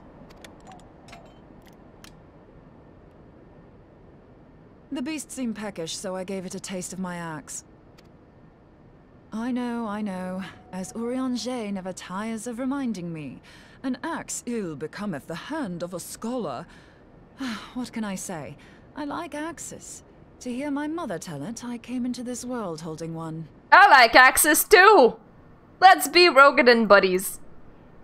And it's not as if it stopped me picking up a quill, is it? I often think of the man who introduced me to the joys of learning. He's one of the reasons I decided to come to Eorzea. Him and my excruciatingly stiff childhood friend. Considering how unalike we are, it's a wonder we ever got on. The world's a strange old place, isn't it? Aye, that ought to do it.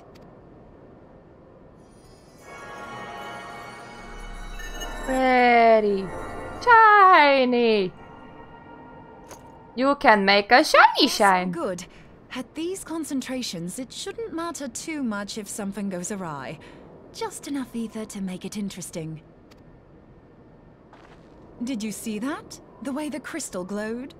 A lot of them have like some sort of squiggle on them. A lot of them have a squibble to identify them as a scion. I don't know what her squibble is. The siphon works, I'm happy to say. With a few refinements, it should satisfy our appetite for ether. Which just leaves the small matter of forging our blade. I'm not sure how to go about it just yet, but I swear to find a way. I'll put a blade in your hands if it's the last thing I do. Thanks, but I kind of prefer axes. She senses me. A useful talent. Ooh.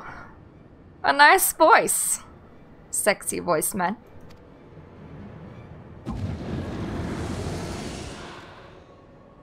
An Ascian. Are they onto us? Can you just like... Your robes and your mask really do not fit you. I wanna see your face. Your voice is kinda cool. I see you are an Archon of Sharlayan. Keeper of knowledge. Seeker of truth. Meddler. Meddler. Ah, by her brand! So Archon of Sharlayan, wear that purple squiggle.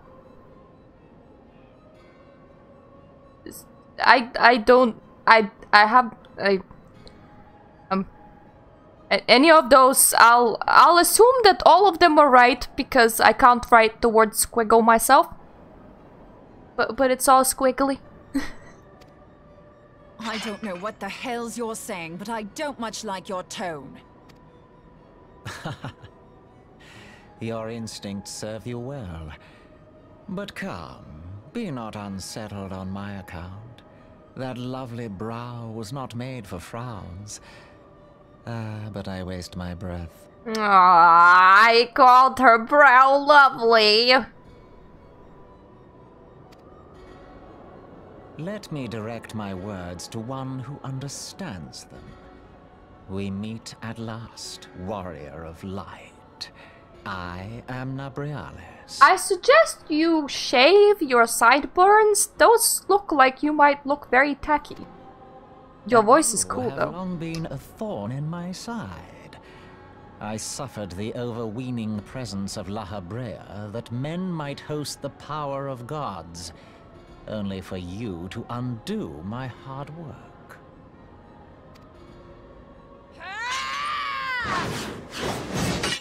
Oh, bugger. Yeah, don't axe people that can't exactly be axed. Down. You must concede that I acted in self-defense. Can you like consider a, how's it called? You know those beards that people that cut trees wear, where it's like full on beard? Would you consider that? But what's this? I do not sense the blessing of light. No, we have gone dark. We farmer now. No more warrior light. We farmer. Oh dear. Could it be that frail Hydaelyn has forgotten her champion? This I did not foresee. Shorn of light as you are no longer a threat. Yeah, the lumberjack beard. The seal is broken. Now is the time to claim the staff. With it in my grasp, I shall rise above them all and take my place at Lord Zodiac's right hand. I wonder what kind of voice Lord Zodiac has. What's that bastard want with us? Oh, but you know how Hydaelyn is like the crystal of light and she resides on their land? The whole planet might as well be called Hydaelyn. Zodiac is the moon. And it's the dark side. The dark side of the moon. And apparently, from what you find out a lot later, no matter which one of them goes out of balance, it is bad, yo. Like, really bad. Nobrialis, he calls himself. With charm like that, I'll bet he has maidens falling at his feet. Unconscious. But this staff, you say just talking about it had the bastard grinning like a brat on his name day. Must be quite a staff. Lumberjack, not Santa. Oh, gods. He means Tupsimati, Master Louis Soir's staff. Minfilia's in danger. We have to get back to the Rising Stones.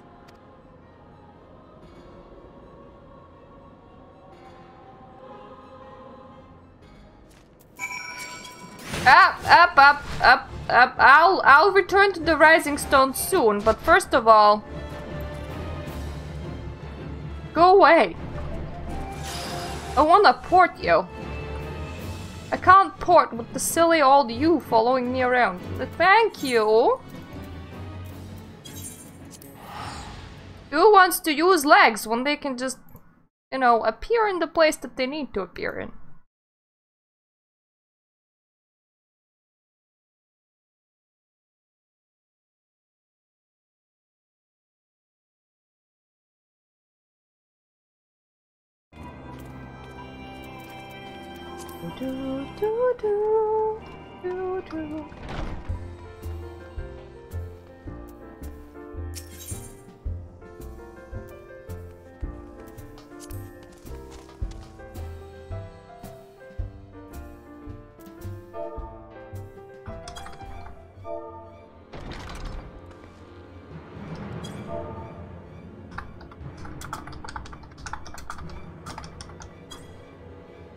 You're here!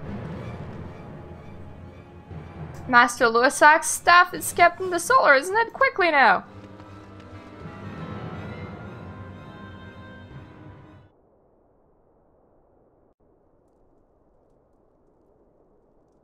Oh, thank you. You saved me a loading screen. You two. We two! You two? We three now. We three! So, hooray. you were able to divine my intent. What now, warrior of light? Ah, but that name is no longer fitting. You have become decidedly dull, and quite incapable of barring my entry. Warrior of dull, nonetheless! What do you mean? You truly do not know? Then I suppose it is only right that I enlighten you. The blessing of light kept you and your fellow meddlers safe. It was that which prevented my kind from entering your domain.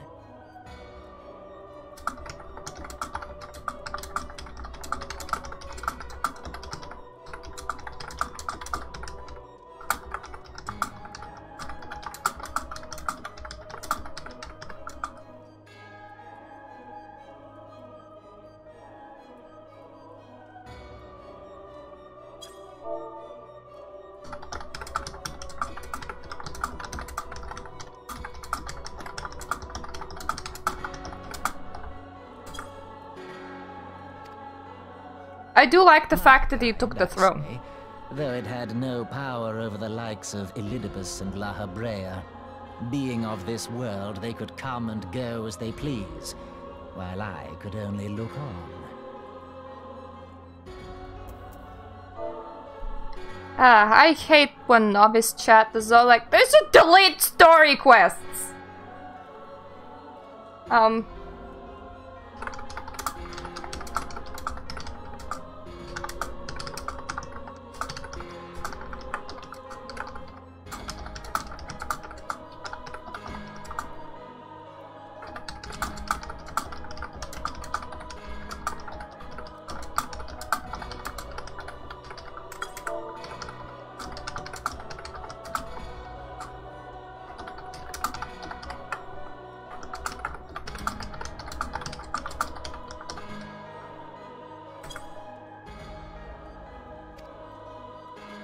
But I need look no longer.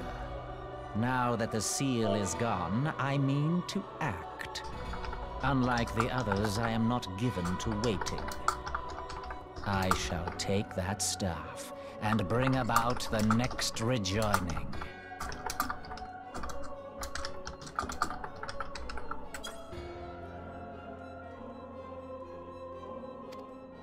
Rejoining? Then it was your doing. The Isle of Val, the scholars, all of it. I hate when people say dumb shit. Somebody wants the dungeons from the game gone because DPS queues are long. You know what you do, kind sir. You know what you do. You roll a support. I can tank for you. You could heal for yourself. You could tank for yourself. Being a support is not a bad life. Being a support means the life of no queues, which is amazing.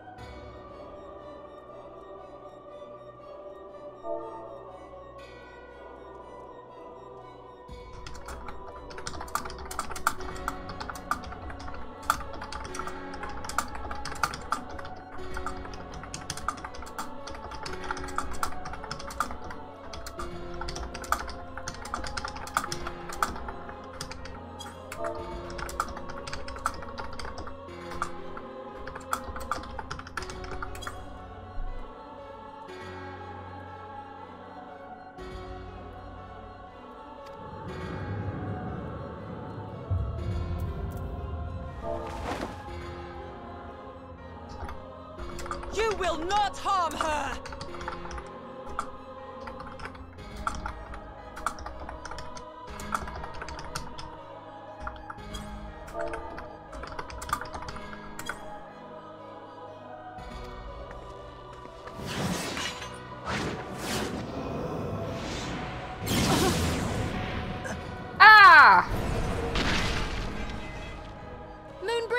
I can't say that I was very attached to her because she wasn't around for very long. Why must you insist on forcing my hand? Did you learn nothing from our last meeting? Ah, but I forget. My words fall upon deaf ears.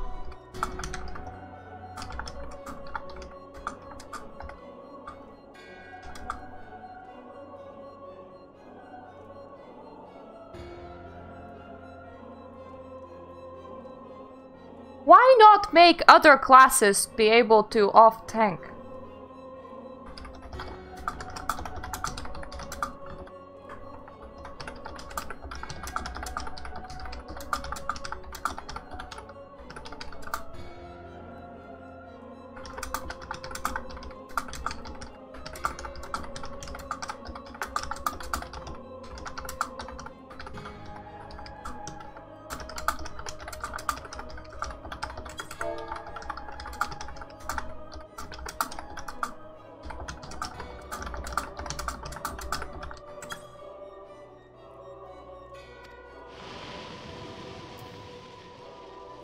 staff is but a broken relic, a memorial to the departed. What possible use could you have for it?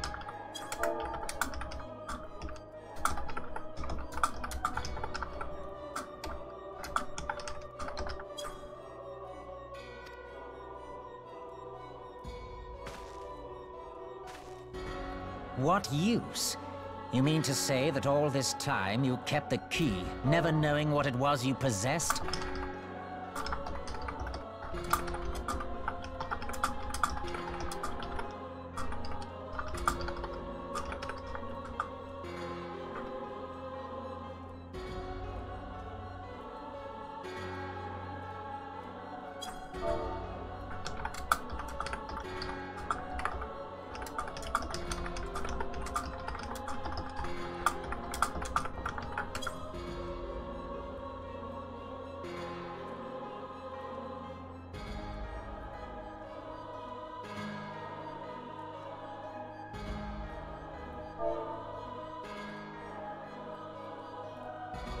Why is it so hard to understand that if you wanna play a Dragoon, then just put up with the queues?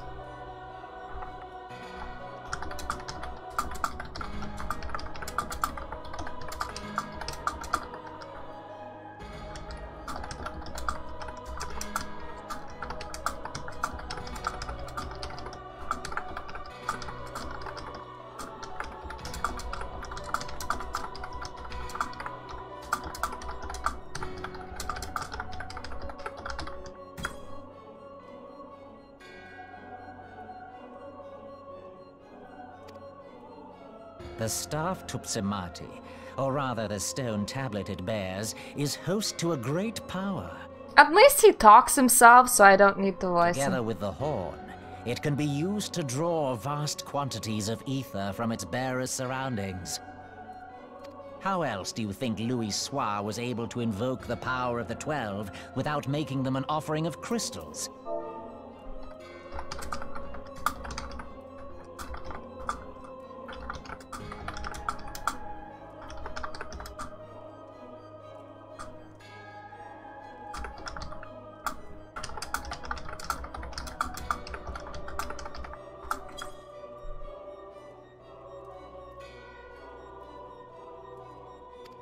Summoning requires not only prayer, but a profusion of ether. I don't know. A child knows He may that. be getting home at about 8-ish. He might be getting home at about 6-ish, depending on what work hour he started working on today.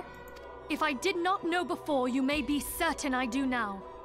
But above all, I know that we cannot allow this staff to fall into your hands. I will die before I let you take it.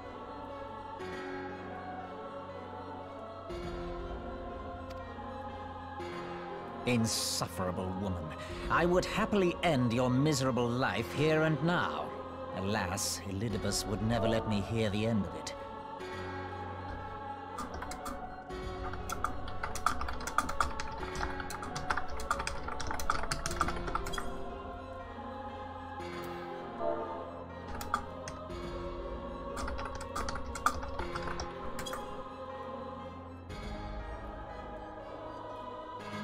Very well. If you will not part with the staff, I will take you too.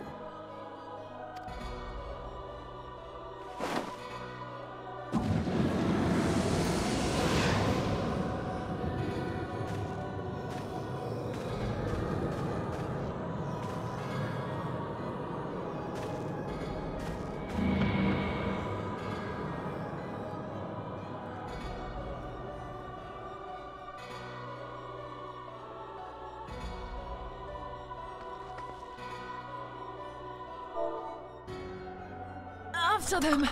Quickly! Before the rift closes!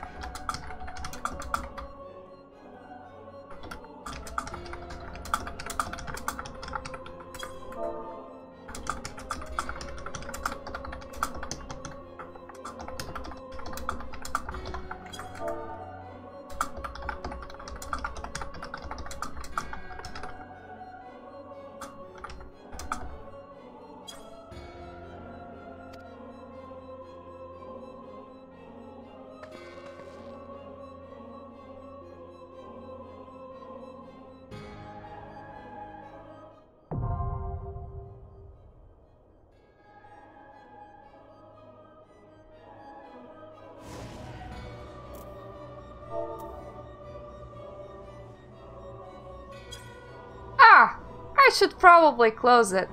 I will in a second.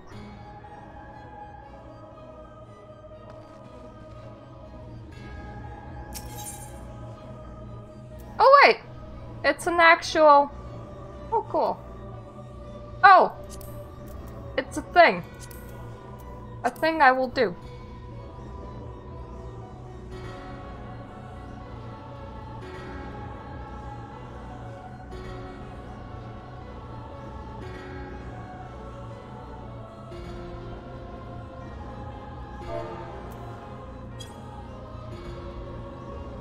What do you say?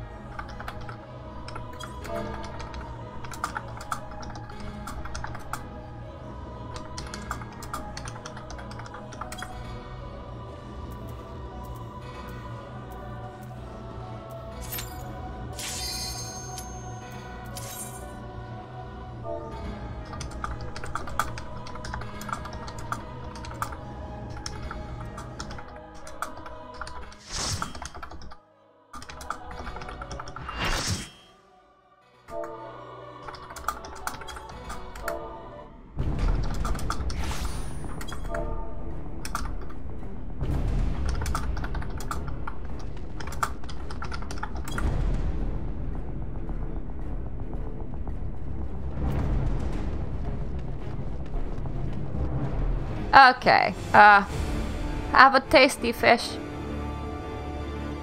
Oh, but this is so pisses me off. Oh, hi! Oh yeah, they've kidnapped you, I completely forgot. It really pisses me off when players are like, the story is locked because my queues are long. Make a friend, or join a guild, or level a tank class, or level a healer. Or just be patient. You have so many options!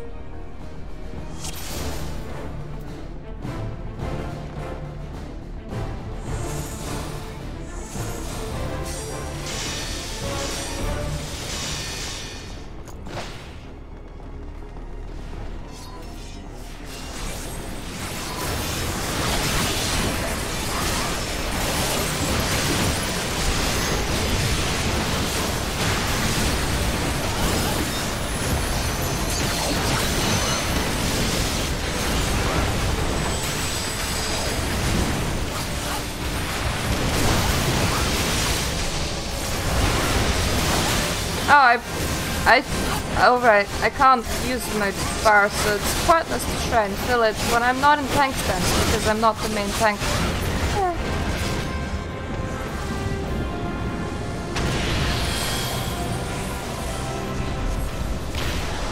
Everybody collect balls! Don't eat 2 blacks or 2 reds in a row.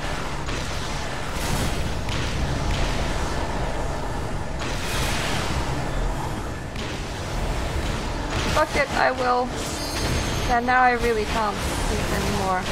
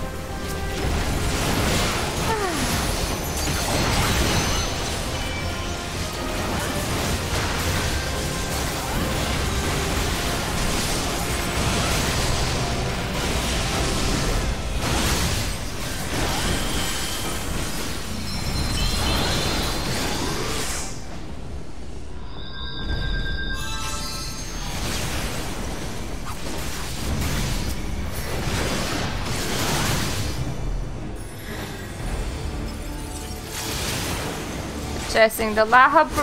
Oh, sorry. Nabriel is around. I keep on mixing up the Ascians. But he does this for a while, where he just like kind of pew-pews until meteors... Until he pulls you in and meteors start coming down, and hopefully nobody uses the limit break up until then, because you should limit break the meteor leader.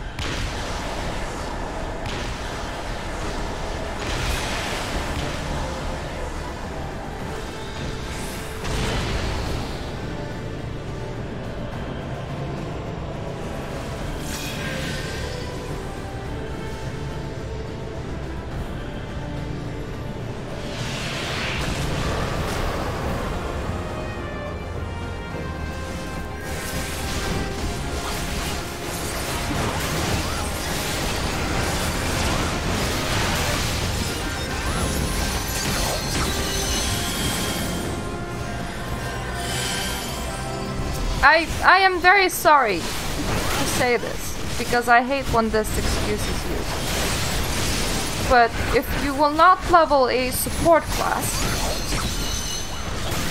and you will not get a friend, and you cannot afford to wait 20 minutes to get into a dungeon, then there is no other way to put this. This game is just not for you.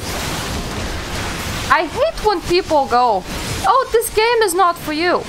But there's a lot of arguments in here right now, and really it's so pointless, because there's just nothing else that can be done. So if you're not gonna improve your own situation, maybe you shouldn't play it. Yes. Meteors. You're supposed to stand in them until like this little thing spawns, and I'll take the big. Take the biggie. Actually, maybe the small. Smallie first.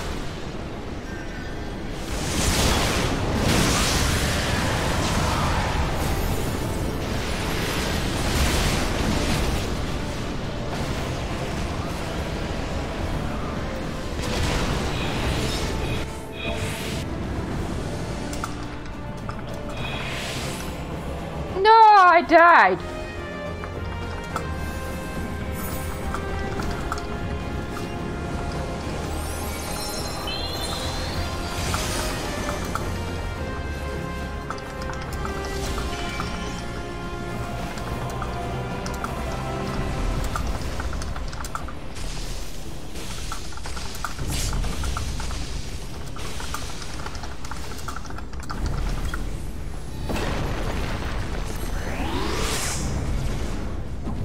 There you go. I'm just telling that. Maybe you shouldn't play this.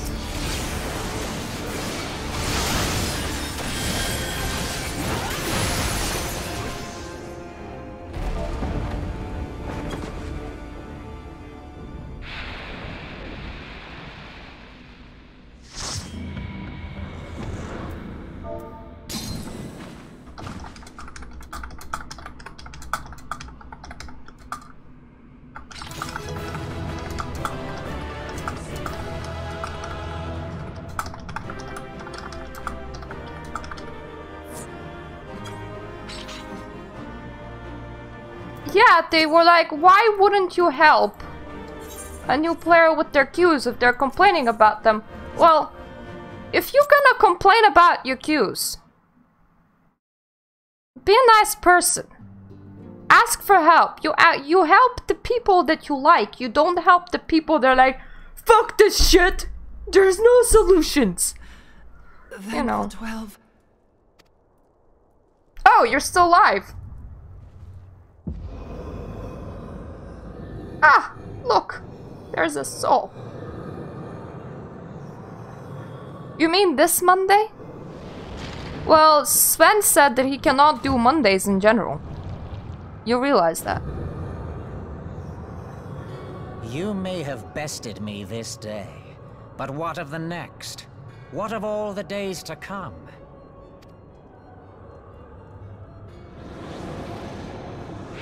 Of all the days to come. Every single one of them. Remember, light no longer holds sway here. I may return whensoever I wish, again and again and again. Eventually, you will falter, and the staff will be mine. Until next time, scions.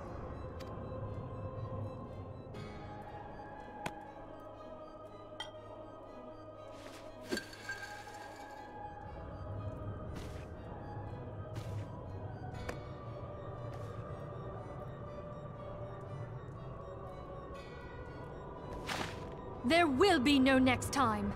This is the end. Yay! You show him that crystal.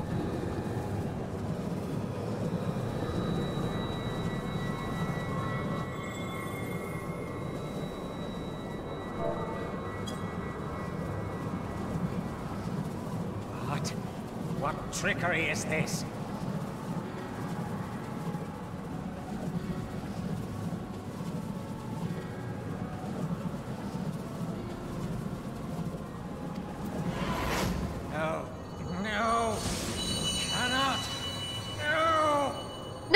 We put you in a white crystal.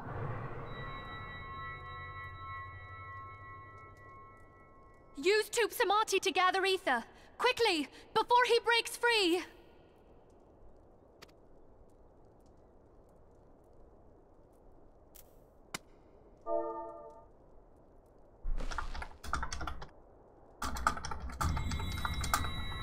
Concentrate. Call to mind the time you struck down La Habrea with the Blade of Light.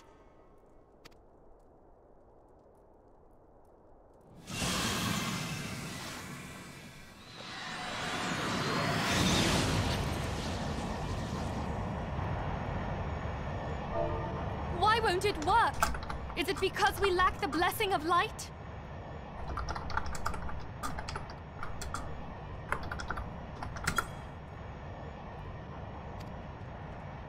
Damn it.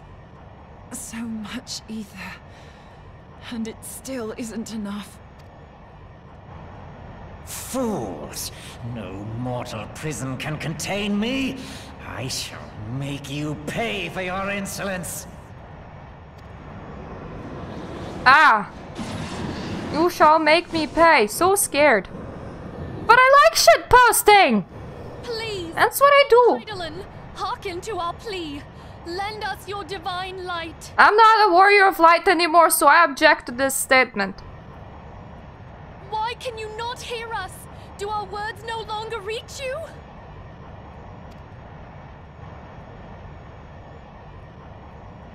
If only we had a bit more ether. I know how you're gonna solve this issue.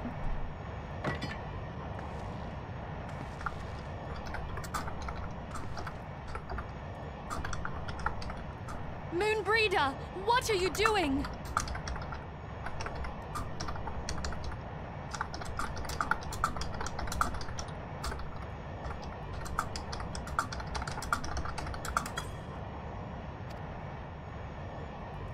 Master Louisoix, I understand now.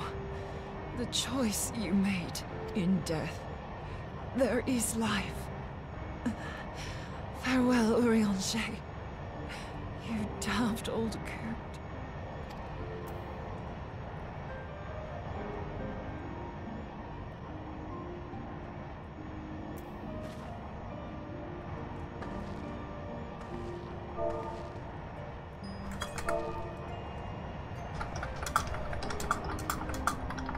Moonbreeder, no! You mustn't!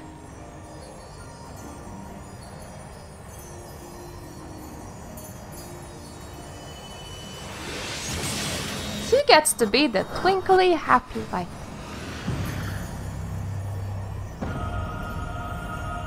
What? No! It cannot end! I am eternal! I am immortal!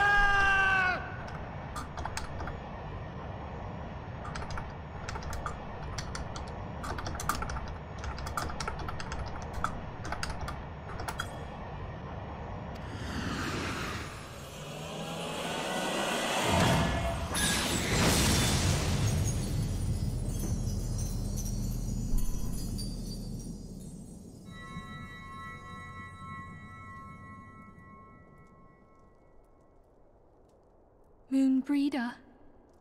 She's gone. Look at your sad puppy eyes.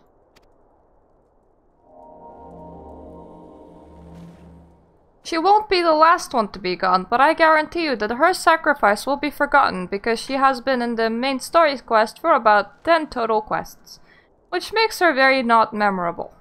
You did it, my friend. The Ascian is dead.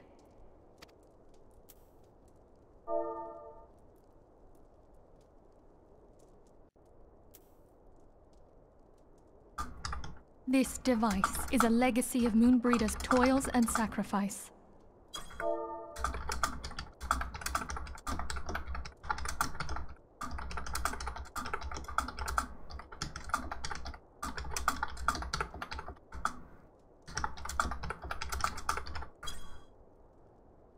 I shall hold on to it for safekeeping.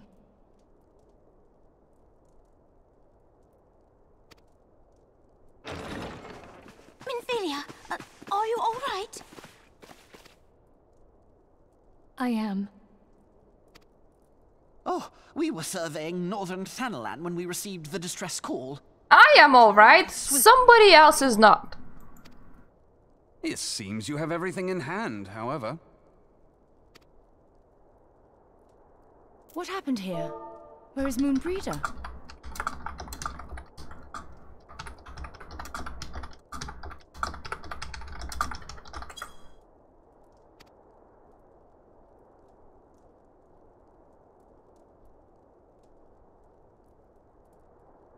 And then she explains. She gave her life to temper the Blade of Light. I have no words. Rather than await the inevitable, she took her fate into her own hands. Does Eorzea know?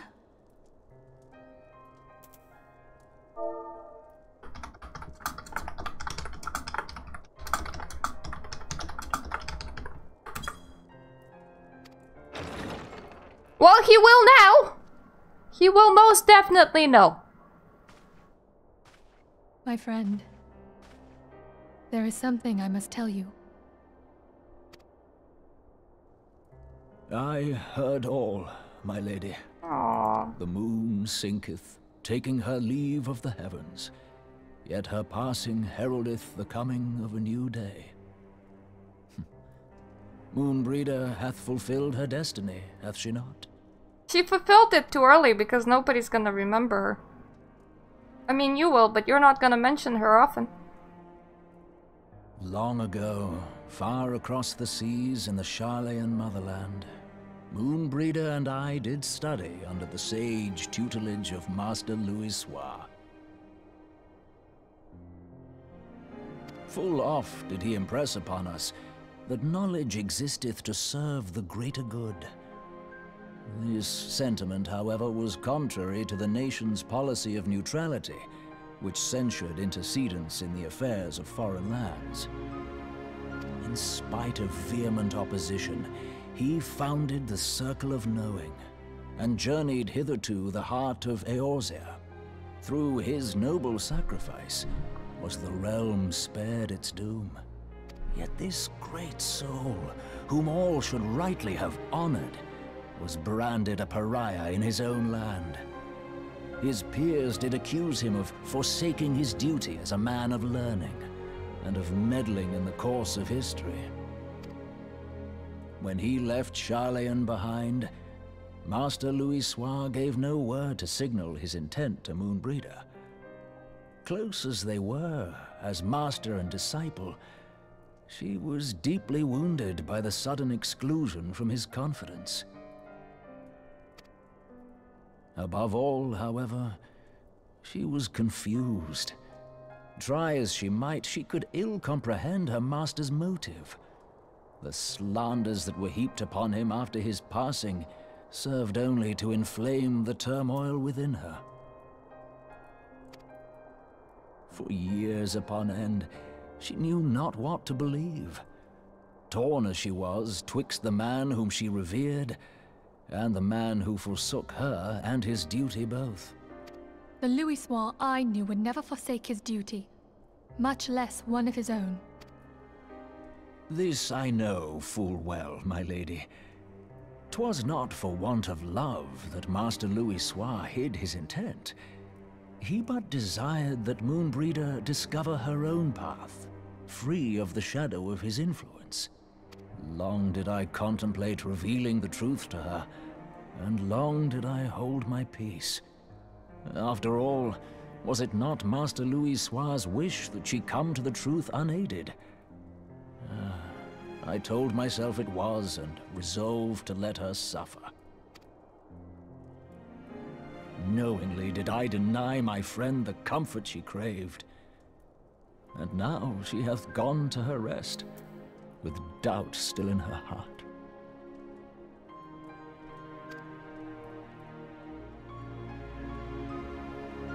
Speakest thou in earnest? Did Moonbreeder truly come to understand Master Louisoix's will before the end? I don't know. The realization hath set her free. She may now find the peace which hath for so long eluded her. Who answered this question? Moonbreeder, my dearest, how I shall miss thee. Moonbreeder gave her life that we might possess the means to defeat the Ascians. Her sacrifice must not be in vain. Let us continue her work on the Blade of Aether and see it to completion. For what purpose now? To erase all the Ascians? I would mourn Moonbreeder in mine own way. I beg your permission to return to the Waking Sands. Of course, my friend. Take all the time you require. We shall be here should you have need of us.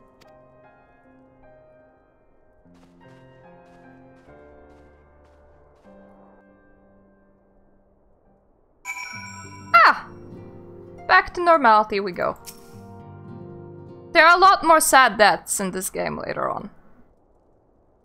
Their issue was they didn't actually give Moonbreeder a proper build-up. So you may feel a little bit sad about her, but you kind of forget her in the end. Because she's been there for a very small amount of time. Never have I seen Eorzea so utterly defeated. No one should be made to suffer such grief.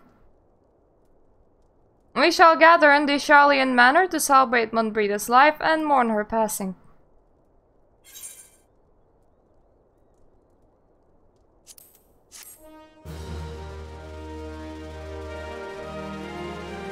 It's funny to think that materia, the highest materia possible in Realm Reborn, was 4. Mostly because now it's 6. And I remember 5, and 4 is just so worthless. As Moonbreeder was a native of Charlian, I feel it only fitting that we gather before the Mark of the Scholar. Are you familiar with the stone? This monument found at Ratafrost and sacred to Thalia, guardian deity of the City of Learning. There shall we pray of our dear friend's soul and bid her peaceful return to the light of the Mother Crystal. We're gonna do that when we return. So yes, thank you for watching. The plot is indeed slowly progressing, and I am freed from the burden of being the Warrior of Light, but it seems that I am not freed from the burden of doing thy bidding. Which is a shame. I am gonna continue streaming story on Monday or later. I have an interview on Monday, so I'm gonna see how that goes, considering the timescale and everything. So, thank you for watching.